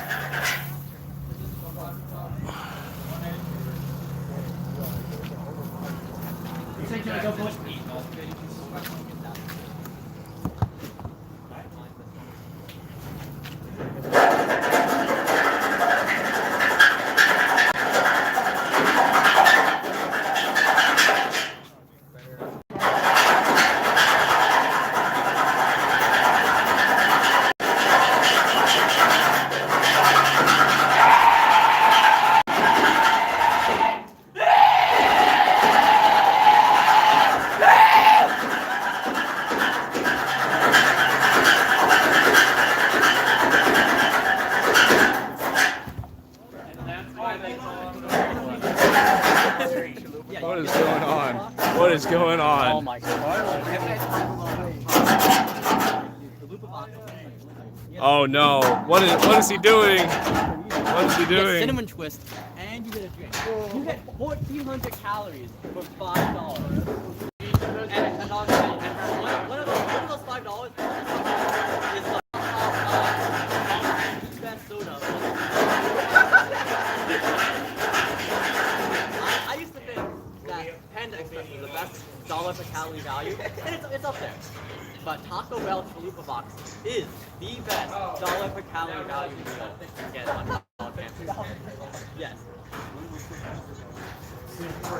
There's no numbers. You can only compare it to different establishments.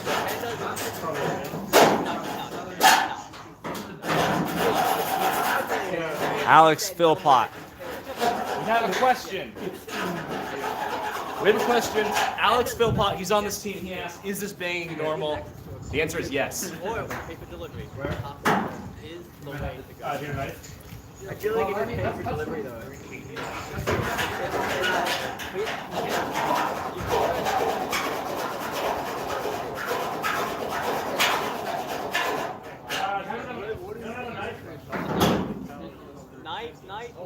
Knife? Anyone got a knife? Knife? Kevin, I know you have a knife. Can someone edit that out quickly? What? Oh, knife? No. Here, let's take another view of the fill system hardware. Remind me when after the live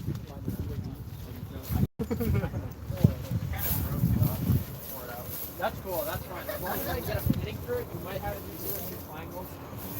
I can maybe go to the drill there and get it out here. I'm good at drilling the drill. Okay, actually, we're gonna start doing it.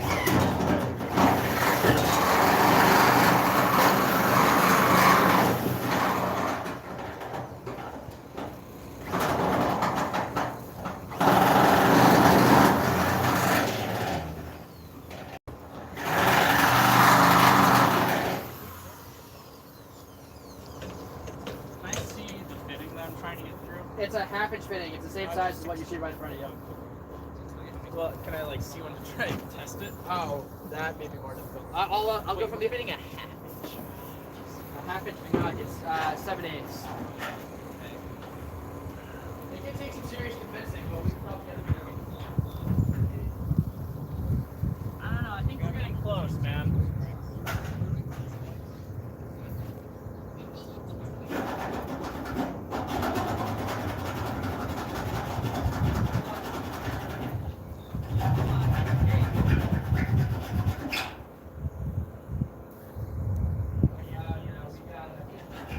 Get this one up. Oh no, it's not half inch. Sorry, it's 3/8.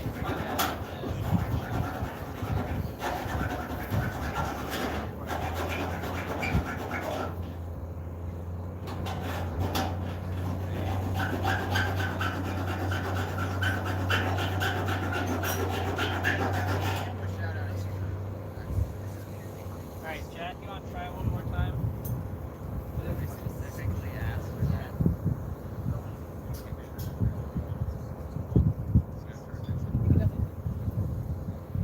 Yeah, I was thinking block, but I don't like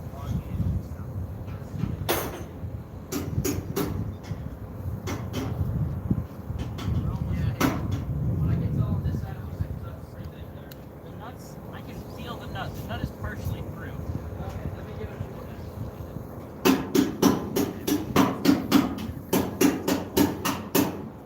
It's like kind of angled. Here.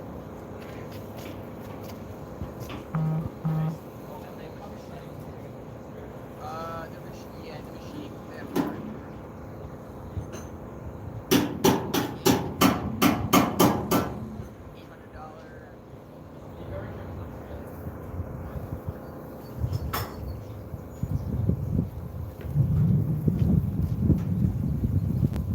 Oh, okay. I think we're. I'll repeat it. I think we're good.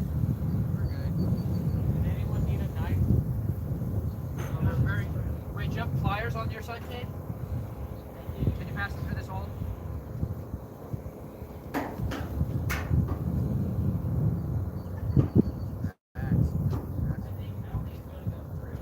I don't think so either, but wait, let me try something. How do I open these? Click it? Oh.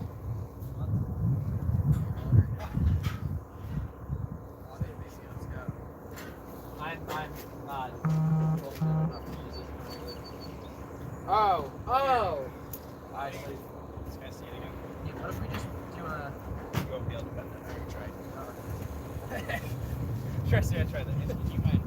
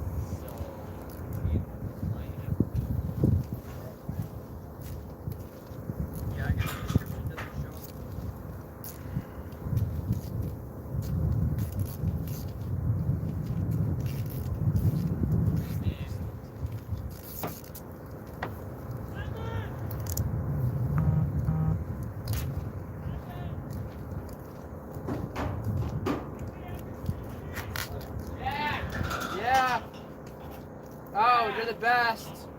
Thank you. I say, yeah, just keep it there for now. Okay.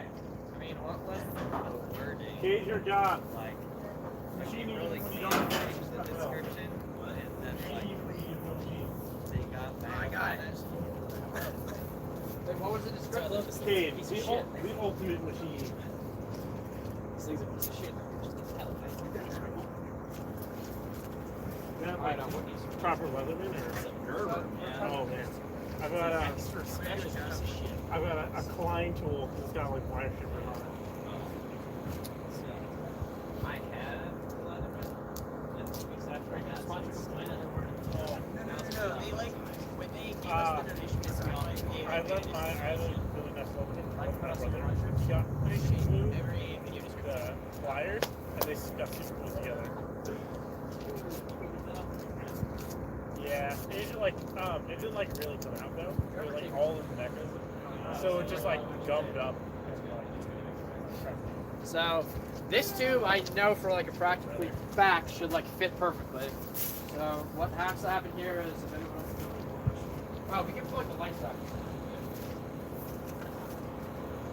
Yeah, so the clean tape kind of got shredded on it, but I think it's pretty clean. Is it open Like, later? the fitting done. The fitting's pretty cool.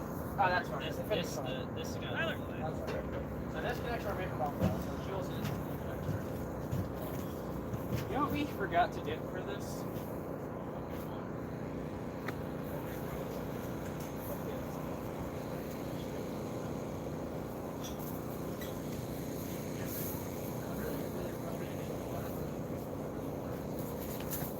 Maybe? I don't know.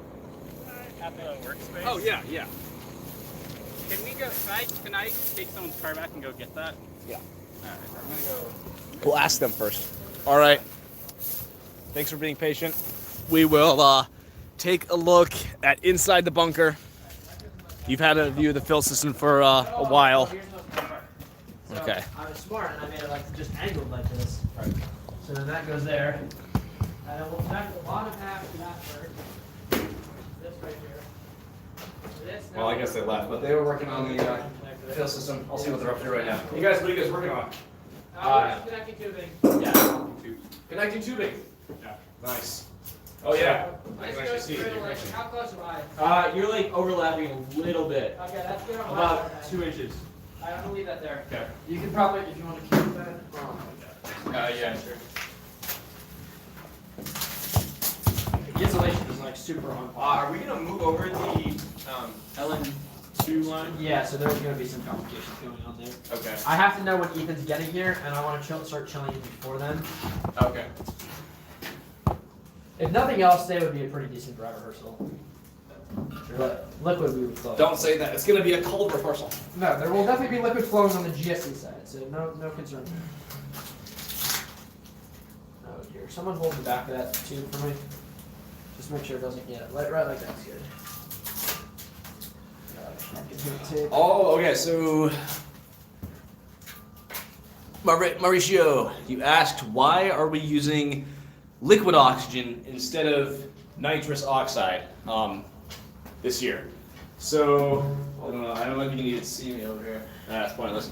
Camera's pointed too far down. So, this year we're using liquid oxygen because we were designing the rocket for the Base 11 Space Challenge, and the requirement is that you need to get to the Kármán line. So the Kármán line is roughly 330,000 Keep that feet. there, hold it there. Here, let me actually try to get. Okay. So the Kármán line is 330,000 feet. That's pretty high for a liquid amateur rocket to go.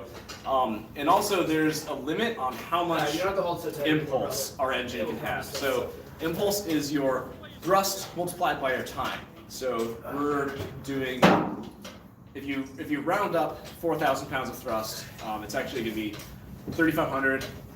Say 4,000, and then say you're running for 30 seconds. I will make this fit. in 30 to any way, 40 shape, or seconds. form. I can guarantee it. So then, Yeah. so that means There's you like have, a serious amount of.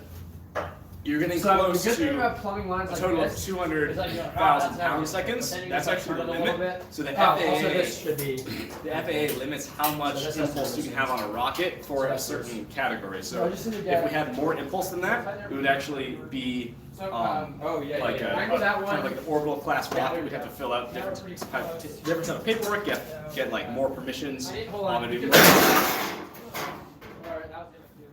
It'd be more difficult to launch the rocket, and that's outside the scope of the competition. So the competition cuts off at 200,000 pound-seconds, and we were actually getting pretty close to that. Like we were going to use up almost all of the impulse that we were allotted, and so it turns out now that we're actually looking at using about 140,000 pound-seconds. So that equates to an engine that's 3,500 pounds of thrust, burning for roughly 40 seconds. So back to the question, why are we using liquid oxygen instead of nitrous oxide? So the answer is yes, ISP. So if you have liquid oxygen and ethanol, then you can get an ISP of, it depends on your chamber pressure, but at a constant chamber pressure, maybe 250 seconds of ISP with liquid oxygen. If you were to use nitrous oxide as your oxidizer with ethanol, like we did for the liquid rocket last year at IREC, if you use nitrous oxide, then you get an ISP of about, I think, 210 seconds. Maybe 220 seconds, but basically your ISP is much lower. So that means that you need more impulse to get the same amount of, you need more propellant to get the same amount of thrust. More propellant is more heavy, the rocket is larger, it has to carry more mass, but with the same thrust. So a nitrous oxide rocket is heavier with the same thrust, so you don't go as high. So basically, a nitrous oxide rocket would not work in Base 11 Space Challenge. It just doesn't cut it. Like, I really don't expect any teams to be, once they get into like the detailed design, I don't think any teams will be using nitrous oxide because it's just flat out, like the math just doesn't work out. Liquid oxygen is like is pretty much the only oxidizer that would work. Yeah, so that's why we're using liquid oxygen instead of nitrous. It's definitely a huge step up in complexity. So like you saw the fill system out there, that's like probably 5 times more complicated than our fill system for the liquid engine last year. Does anyone else want to develop my And then like the engine plumbing is just crazy. So, wait, the one thing, okay, let's figure out. Liquid oxygen is way harder to pull off, but it gives you much higher performance, and that's just what is needed to get this rocket to space. So that's a really good question. Thanks for asking it. I was told to say hi to Rohan. Hi, Rohan.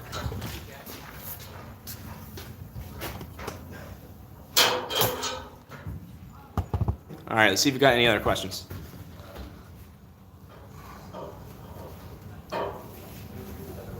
No questions. If you guys have any questions, ask it. I want to like wrap it around. So okay. Eventually, this needs to stay over here. Okay. You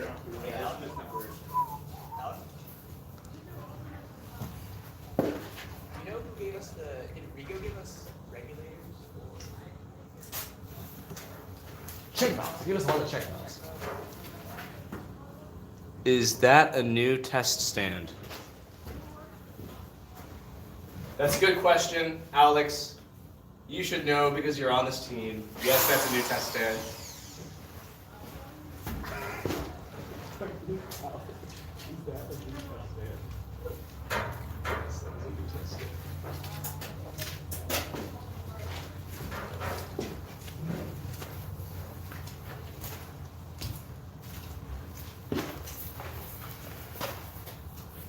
Oh, that's a nice throw.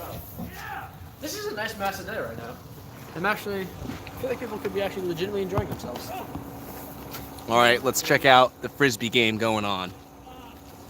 We're waiting for the engine to be assembled, so we're playing Frisbee in the meantime.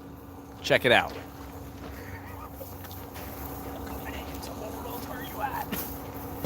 Copenhagen suborbitals, where you at? You did something? Frisbee game.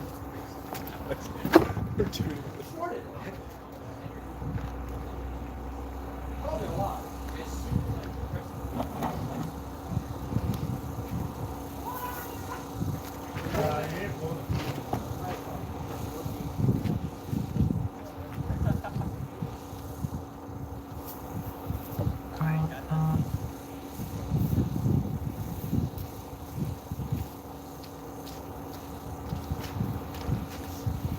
don't feel as bad as I should.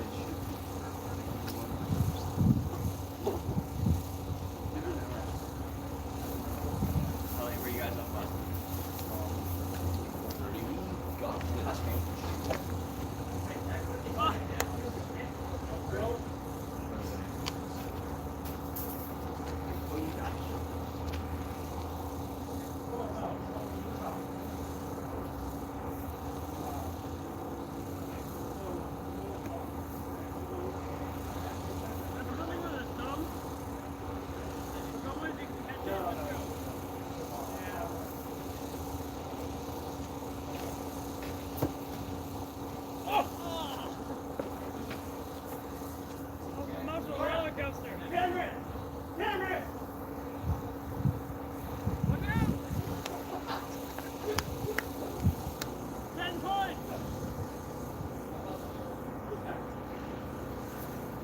Sure.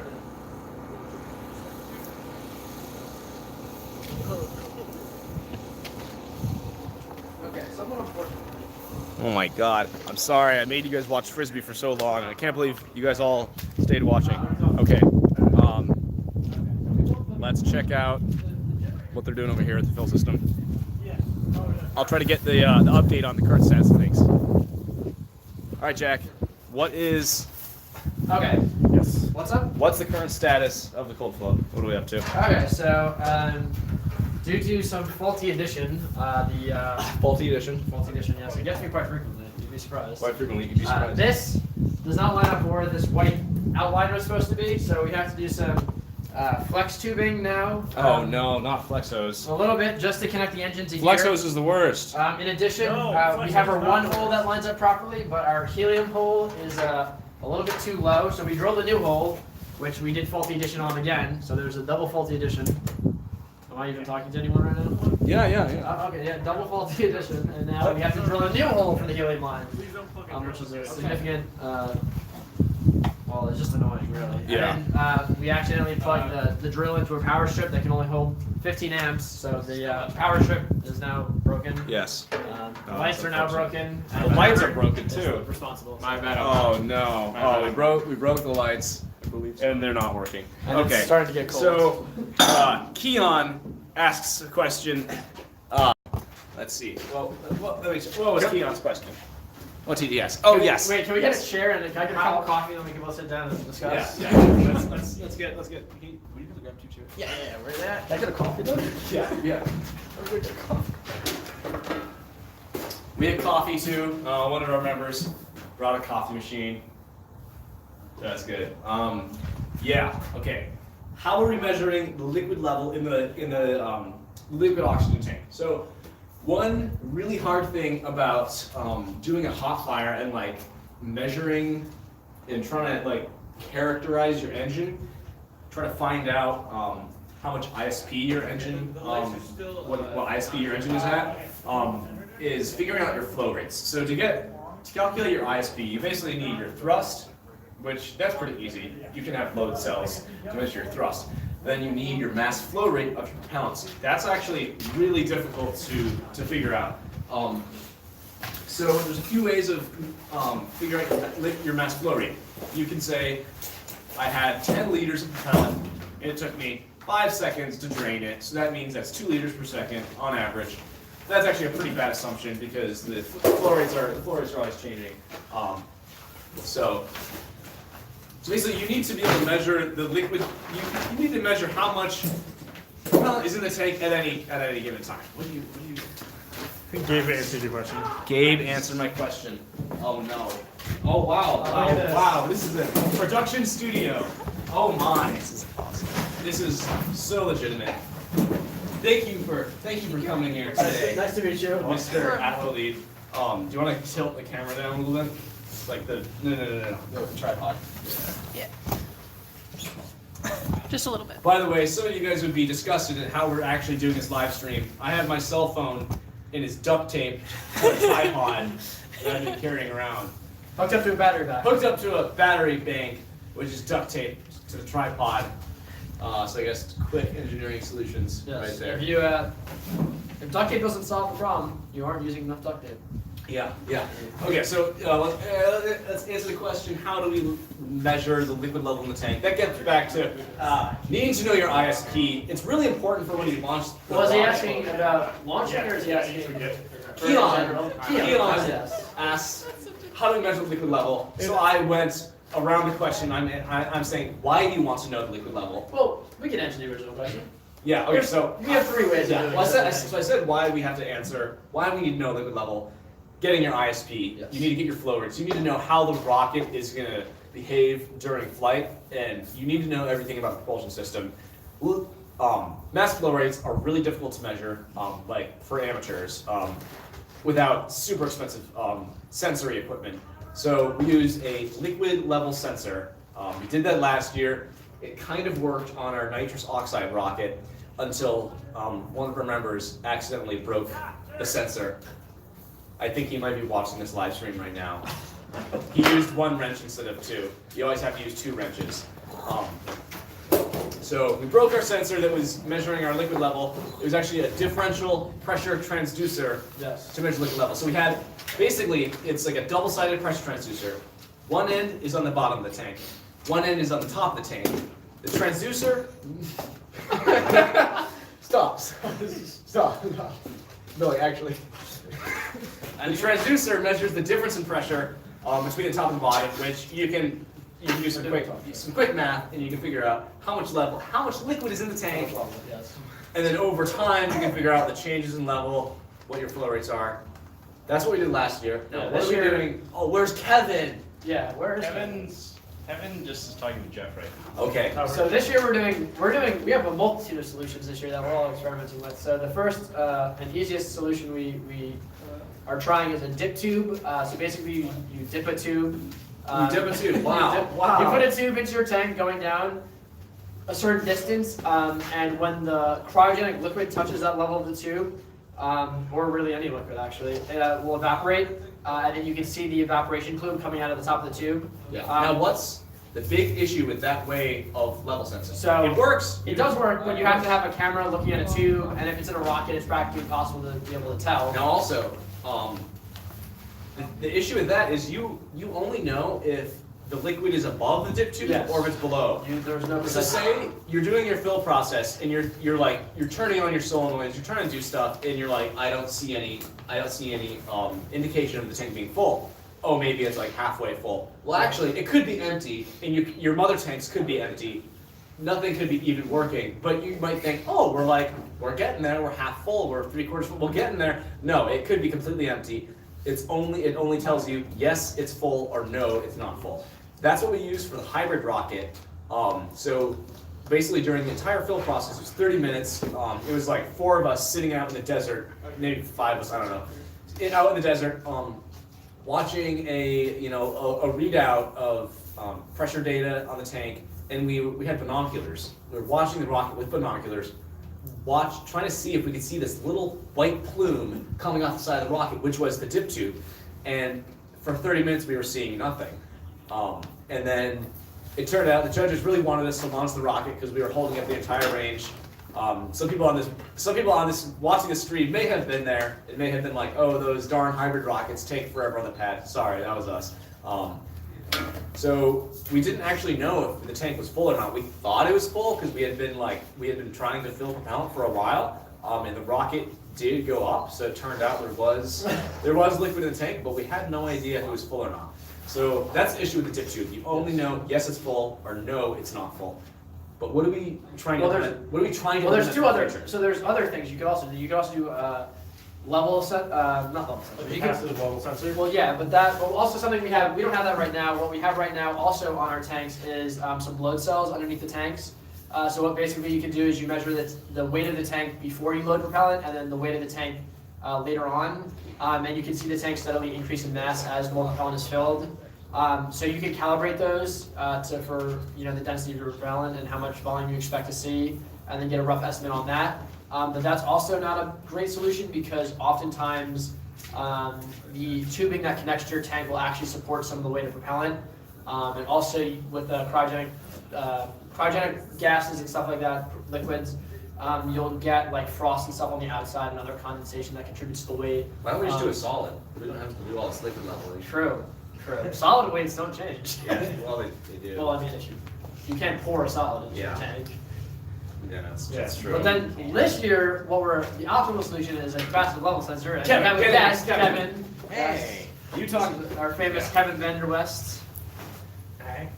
So tell us about the capacitive level sensor. So, the capacitive level sensor is, in my opinion, the best solution for us to measure the level of fluid in the tank. Why is that? The reason that is it doesn't have any moving parts, and it's going to be very reliable under high vibration loads. It doesn't vary much with temperature. Oh boy, It's based on the laws of physics. Sam, oh boy. So, the way that a capacitive level sensor works is if you take a capacitor, you have two plates of metal, and the capacitance is determined by the geometry of the capacitor and also the dielectric that's in between the two plates. And if you change that dielectric, using a formula, you're able to see that the dielectric constant changes, so the capacitance changes. The way you can use this is if you have a long coaxial capacitor, basically you have a rod inside of a tube. If you add fluid into that tube, as the fluid level rises, then the dielectric constant changes, and you measure that change in the capacitance of the sensor, and then you're able to very accurately determine the level of fluid. Thank you, Kevin. I'm getting whispers from the Slack gods and the producers that the engine is possibly almost en route. Almost en route. Almost en route. We were preparing for en routeness, and now we are nearing en route. Yes. And soon they will be en route, and then it will be post en route, and then it'll actually be en route to the bunker. Is that in the SOP? Yes. We actually have in the SOP our exact driving route for the 5-minute drive from our workspace to our testing location, just in case one day there's a nuclear apocalypse and we're like, we can't figure out how to get there for a hot fire. But we have it printed out, so the Google Maps directions are on paper. Awesome. Okay. People viewing the stream, if you have any questions about how our engine works, how our rocket works, what we're doing with, the whole project development, why we're doing this, please ask questions in the comments. We're reading them. We'll answer anything you got. Make sure to smash that subscribe button. Make sure to smash that subscribe button and hit that like up button. Like up button. All right, I have to go tube. Do you want me to get the... That tube is in the wrong spot. We have to drill another hole. Jesus Another hole? Christ. Yeah. They have to drill another hole. More holes. What's wrong with it? Can we get some helium tanks out here, maybe? Yeah, we're gonna get this. Are we fixed the short problem? I can answer avionics questions. Oh yeah, give them your avionics questions. Hey Jack, you're walking. Not yet. Oh, Jesus Christ. On the first bit. Oh god. Oh no. I can't see the question, so. Yeah, neither can we need a producer. There's currently no questions. Okay. Awesome. We have 11 likes though. What? The like button was smashed. Oh There's 11 wow, likes. yes. Smash that like button. That's 11 out of 15 viewers. That's oh, now we have 14 viewers. Oh no. Oh man. I think that's Who's watching? You jinxed it. Can I see who's watching? No. No. Don't click on it too much. Just. Yeah, so we can answer questions about our current project or our project from last So year. what is avionics? Someone asked that. What does it do? How does it work? Tell us your setup. Avionics are aviation electronics. It is all the electrical systems on the rocket. So that means our engine controller, our flight computer, all the wiring, all of our sensors, batteries, basically anything to do with our electrical system. So what is, I've heard this term going on, the engine controller. What is the engine controller? What does it do? Why do we have it? The engine controller is what makes everything work. I mean, like, you can have, fire and things, and, that's all great. But you need everything to happen exactly when you want it, in the right amounts. And the way we do that is by controlling everything with our engine controller. So, solenoid valves, our main propellant valves, all of our sensors. How much stuff do we have to control? A lot. The engine controller is capable of 32 solenoid channels, I believe 20 pressure transducers, 5 load cells, 7 RTVs, and 16 thermocouples. Yeah. And then like doubling back to the thing about nitrous oxide and liquid oxygen. Now that we have liquid oxygen, that like triples the amount of solenoids and thermocouples and pressure transducers that you need. I'm sorry that you have to deal with this. Yeah, so the complexity of our hydraulic system has increased dramatically. However, what we'll be doing is similar to what we did on the rocket last year, is we'll have 2 engine controllers daisy chained together, one on the rocket controlling rocket systems and one on the ground controlling GSE systems. And to talk more about the engine controller, we have our engine controller lead designer here behind the camera, Nick Sterenberg, who will explain some of the details. Oh, thanks for having me on the show. So, why engine controllers? So you got an engine, you gotta control it. There's a bunch of stuff on it, like valves and sensors and general telemetry things that you need to read, and that's how you control it. So, tell me about some of the difficulties in the design of the engine controller. So it's fairly simple. There's nothing really cutting edge on it. It's just a few valve drivers, some ADCs to sample sensors. The biggest challenge is just making it reliable. You know, you need to make sure it works when you need to, because if something fails when you have, you know, 100 kilograms of liquid oxygen fuel, it's not too bad. So we've done a few things, like we have any things that are like safety critical for safety in the system are redundant. We have a bunch of software safety in place, but yeah, you can check the system all you want, but you know, there's always some risk associated with it. And going forward, do you have any other plans for your engine controller design? Anything you want to add in the future that we're maybe not capable of now? I personally don't. So I've been on the team 4 years, and I'm on my way out. I've created the 3 versions of the engine controller for this team. I think it's really helped a lot, but it's really, I mean, you and the rest of the avionics team to pick up the torch. All right. Should get your post camera back. All right. Cameron! That's avionics.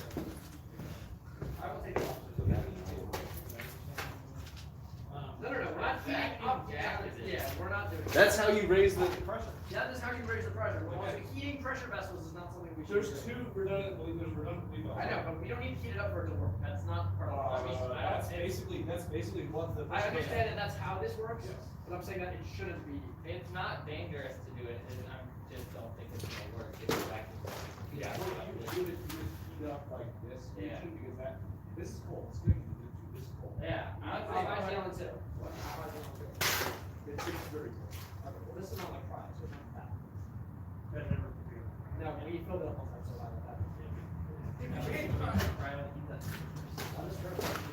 so All right. Any more questions? Let's see.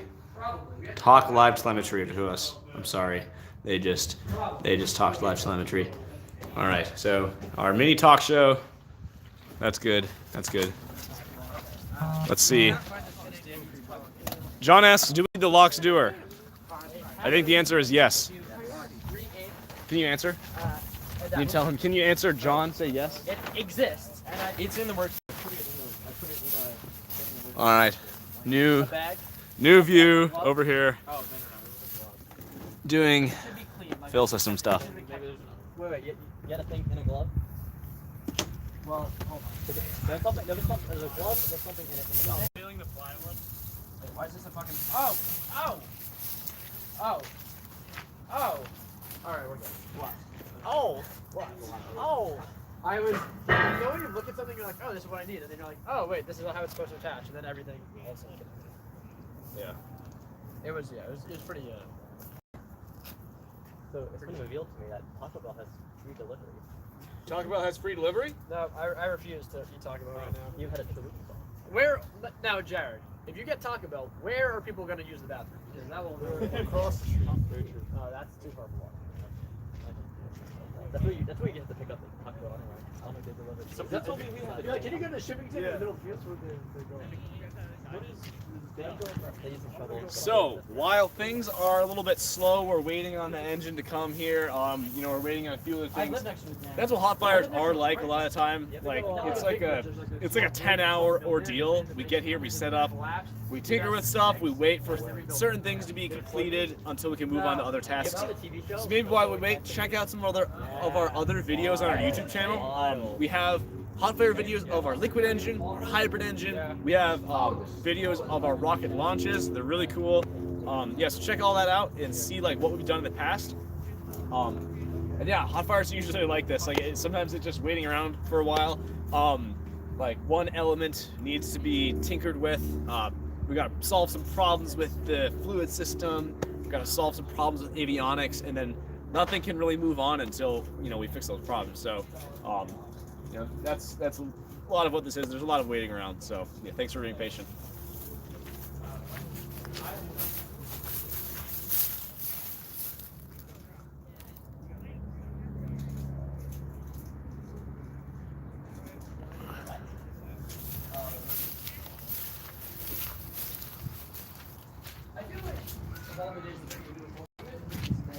It's like more. Really? I feel like people are socializing. It's nice. It's gonna be a little bit. I don't feel too guilty that people are standing around. If it was like 10 degrees outside. It was snowing. Yeah, exactly. That'd be like. I remember that day you wanted to rip out the bunker floor. It was like. And it was like -10. And I was dead set on it. I was like, it has to happen today. Ask those questions. What's up? I'm getting a drill. Get on the other side too and try and see if I can get this out. Like, is there an orientation you can move that down so it comes through? I mean, it got through one way, so it should be able to come through the other way, right? If you rotate it a little bit, the flat side of the bolt should be in the. You can't twist it by hand? No. It's only held in place by tape. If you rotate the whole thing this way a little bit. This way? Yeah. Can you rotate it? I'm rotating it right now. Can you feel it? I can't feel it. Alright. But, okay. Let's get some new tape on this. Alright, Cameron or someone? Yeah. Let's make tape on this guy. Or can you hold it and I'll tape it, actually? Okay, cool. Hold that so like up firmly. Maybe we're like 10 minutes away from Coldflow. Yeah, you think so? Yeah, we don't have to chill in the tank for about an hour and a half. You only have to like. Let's start the countdown right now. T-minus what, 7? 7 seconds. Yes. You only have to get Exactly. It only will take 7 seconds to attach it into the right.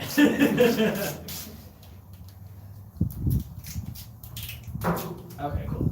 So now what we can do is we can take this bad boy and well, how? He said it's chilling. It takes an hour. Okay, Yeah, yeah, you can get screwed in. 25 minutes.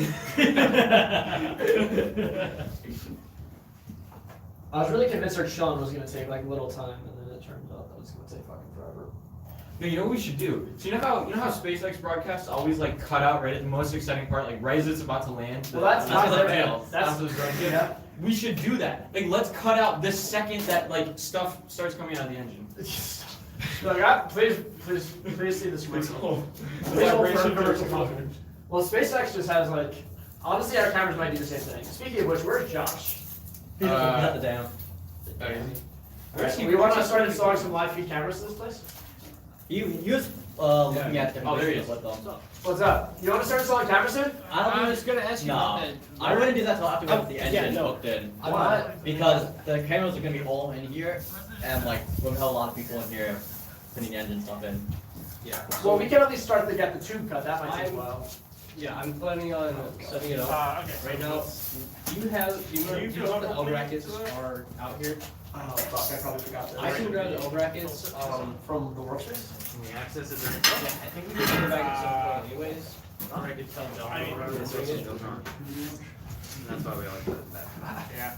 I don't know, it's up to you guys. You guys have gone through the SOPs and thought through all of this more than I have. Okay, this is around where we're supposed to be. Okay. The problem is I can't really get that in here until, like, it won't bend in properly. What do you mean? Like, I can't get it in because it's stuck, like, the wall's in the way. Just put this here. Yeah, yeah. And we'll know what height. Okay, should we drill from the inside out? So we know like exactly where it's going to be? I think it's gonna be something like, well, the problem is this will be on this side of the wall. Let's do this. We'll put this at the height, and this over here. Living in one of these would be Awful. No. I think we're like right around here. I think we're like 7 inches up. We can measure. That spot mark. I think we're probably around there. You think so? Close enough that we can probably make it. Okay, because it needs to be like pretty. Close enough where I think we can bend this to fit. Okay. All right, I'm gonna start drilling oil. No, Okay. no, no, no. I'm either gonna live in a van, a geodesic dome. Yeah. Those sound like pretty good options. I'm leaning towards the geodesic dome in the What is a geodesic dome, dude? It's like you know, like Epcot, like that giant ball. Yeah. That's a geodesic dome. It's like golf ball. It's like very, very structurally sound. That's good. So when the bears attack you, you wouldn't get it. You know, I might have turrets too because. I mean, you can just draw a circle in the ground to deal with the bears. Ah, that's a good point. Oh yes, Jack. Question. How, like, where do you wanna interface these with the ground? Like, do you want me to get into the plywood or the metal? Alright, so the generator shut off, so I'm going to investigate. I thought they just added fuel. I thought they just added fuel. Cameron, this is the gas can. Look for it. Okay. Don't miss the lock station right over there. Alright, sounds good. What is the lock tank to actually just add more, make more?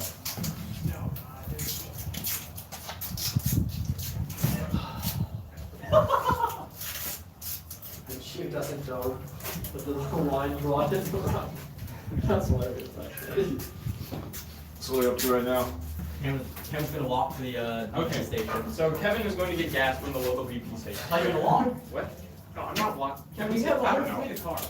Dude, walking to there actually takes longer than you think. I've had to do it many times. It's a good exercise. Wait, is Kevin just walking there? If Kevin is just I thought he was going to drive there. No, he's driving there. Okay. Our direct Can we put this, Generator like- ran out of gas. Where at? I don't know, but the one end got very, very dusty. The fitting was fine, but maybe it was somehow such a. So what is this line? This is our healing line. Oh wow. Yeah, it's a complete clusterfuck right now. We're drilling another hole in the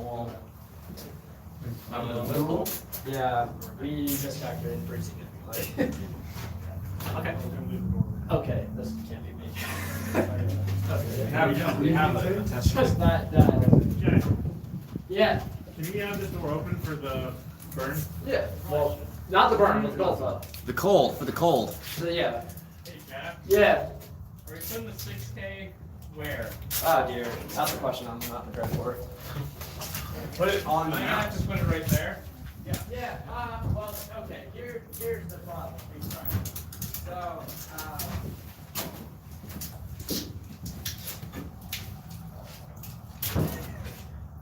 Never mind. I think it's alright. I don't know that.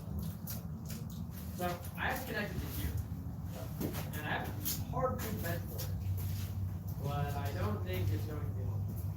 So we can mount it here. It's not up.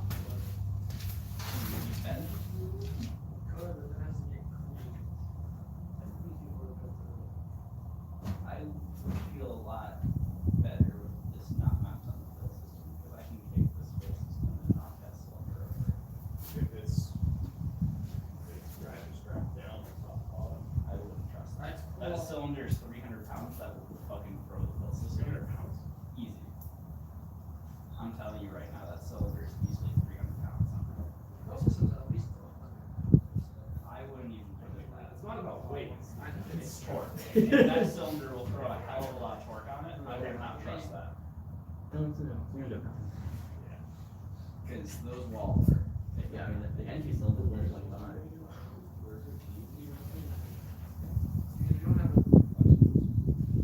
This thing's a pretty tall boy.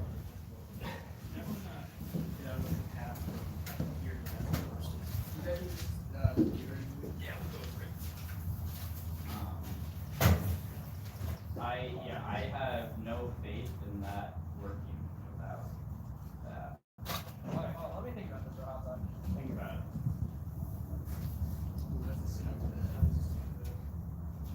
So what if we just mount it to the table?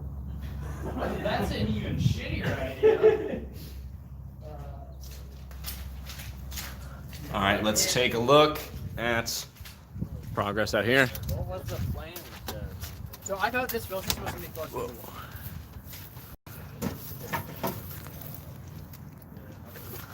Huh?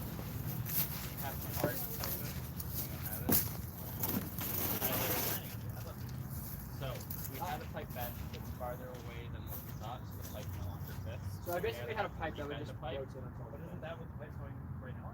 So we need to add another. No. Like there's a pipe from that thing that's something like here. So let me pull out the pipe. We have a. Do we not have any high pressure scissors? No, we do not. Oh, we need. Yeah. Oh, that doesn't. 0.08. This is also mine.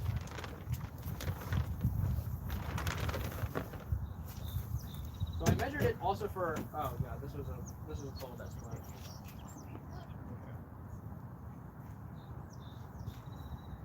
So it sounds like it wouldn't even organically strap to the fill system right now. And That's all it requires to make a custom line. yeah, I need to get the two. I don't have the two. That's fine. So I'll go back to workspace main. So put someone up, put some. Wait. Let me just think about it. The thing is also we need a 2,000 tank mass on those. So we're not going to try. I thought there was two of those. There's only one of those. On the inside. Yeah, that's right. Okay. Let's do.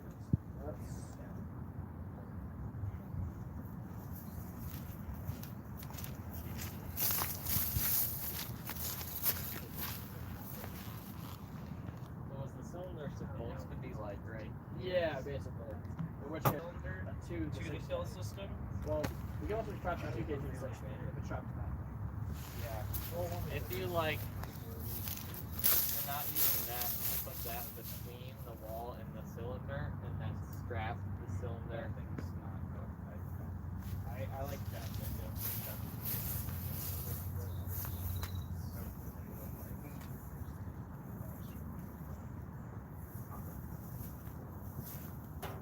Alright. Try and get the doors in the How are we getting the 2K, the 6K in right now? What? How are we gonna get it in there? We're gonna try picking it up. Also, I don't want my grid here. They have how much data they use. We have people off the board.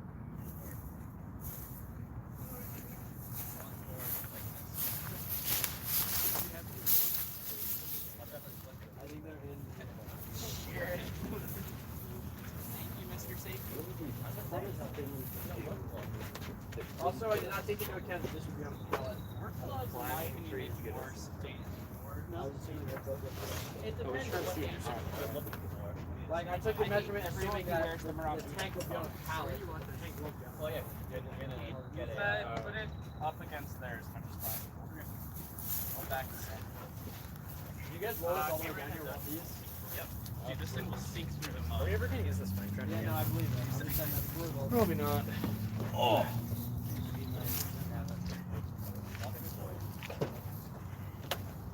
Do you think he has more person use? Part of me also wants it better. I mean, if you want to haul it away, you can. So it's definitely that. So there. In which case, Like, that we was need to also tighten now. that down, I think. No, run That's like, 6,000. have a dryer you have to do that. Run acetone through it. Make it Hey, can we tighten the bracket down?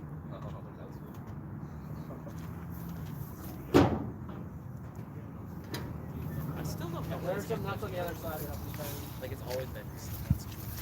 I remember my first hot fire sitting like this was sideways. I was sitting on it for like several hours. We also did a hot fire on your face. It was doing so bad, like we couldn't have our laptops out. So it was upside down. I had one of these little 5 chairs. Like 30. I gotta set my laptop there. Get a plastic tarp. So does somebody need to run back to the workspace? I was watching data. Devin was behind me with like the old avionics box, like pressing buttons. We were like pushing snow off the top All right, viewers, I think what we're gonna do is take a break in the live stream and come back live when we're flowing liquid nitrogen through the fill system, chilling in components. We have the engine on the stand. We're waiting on a few items right now, so there's not a whole lot going on. So we can start the live stream up again once we're you know, working with the hardware more and preparing, getting closer to the actual cold flow of the engine. All right, thanks for tuning in. We'll start the live stream in a little bit.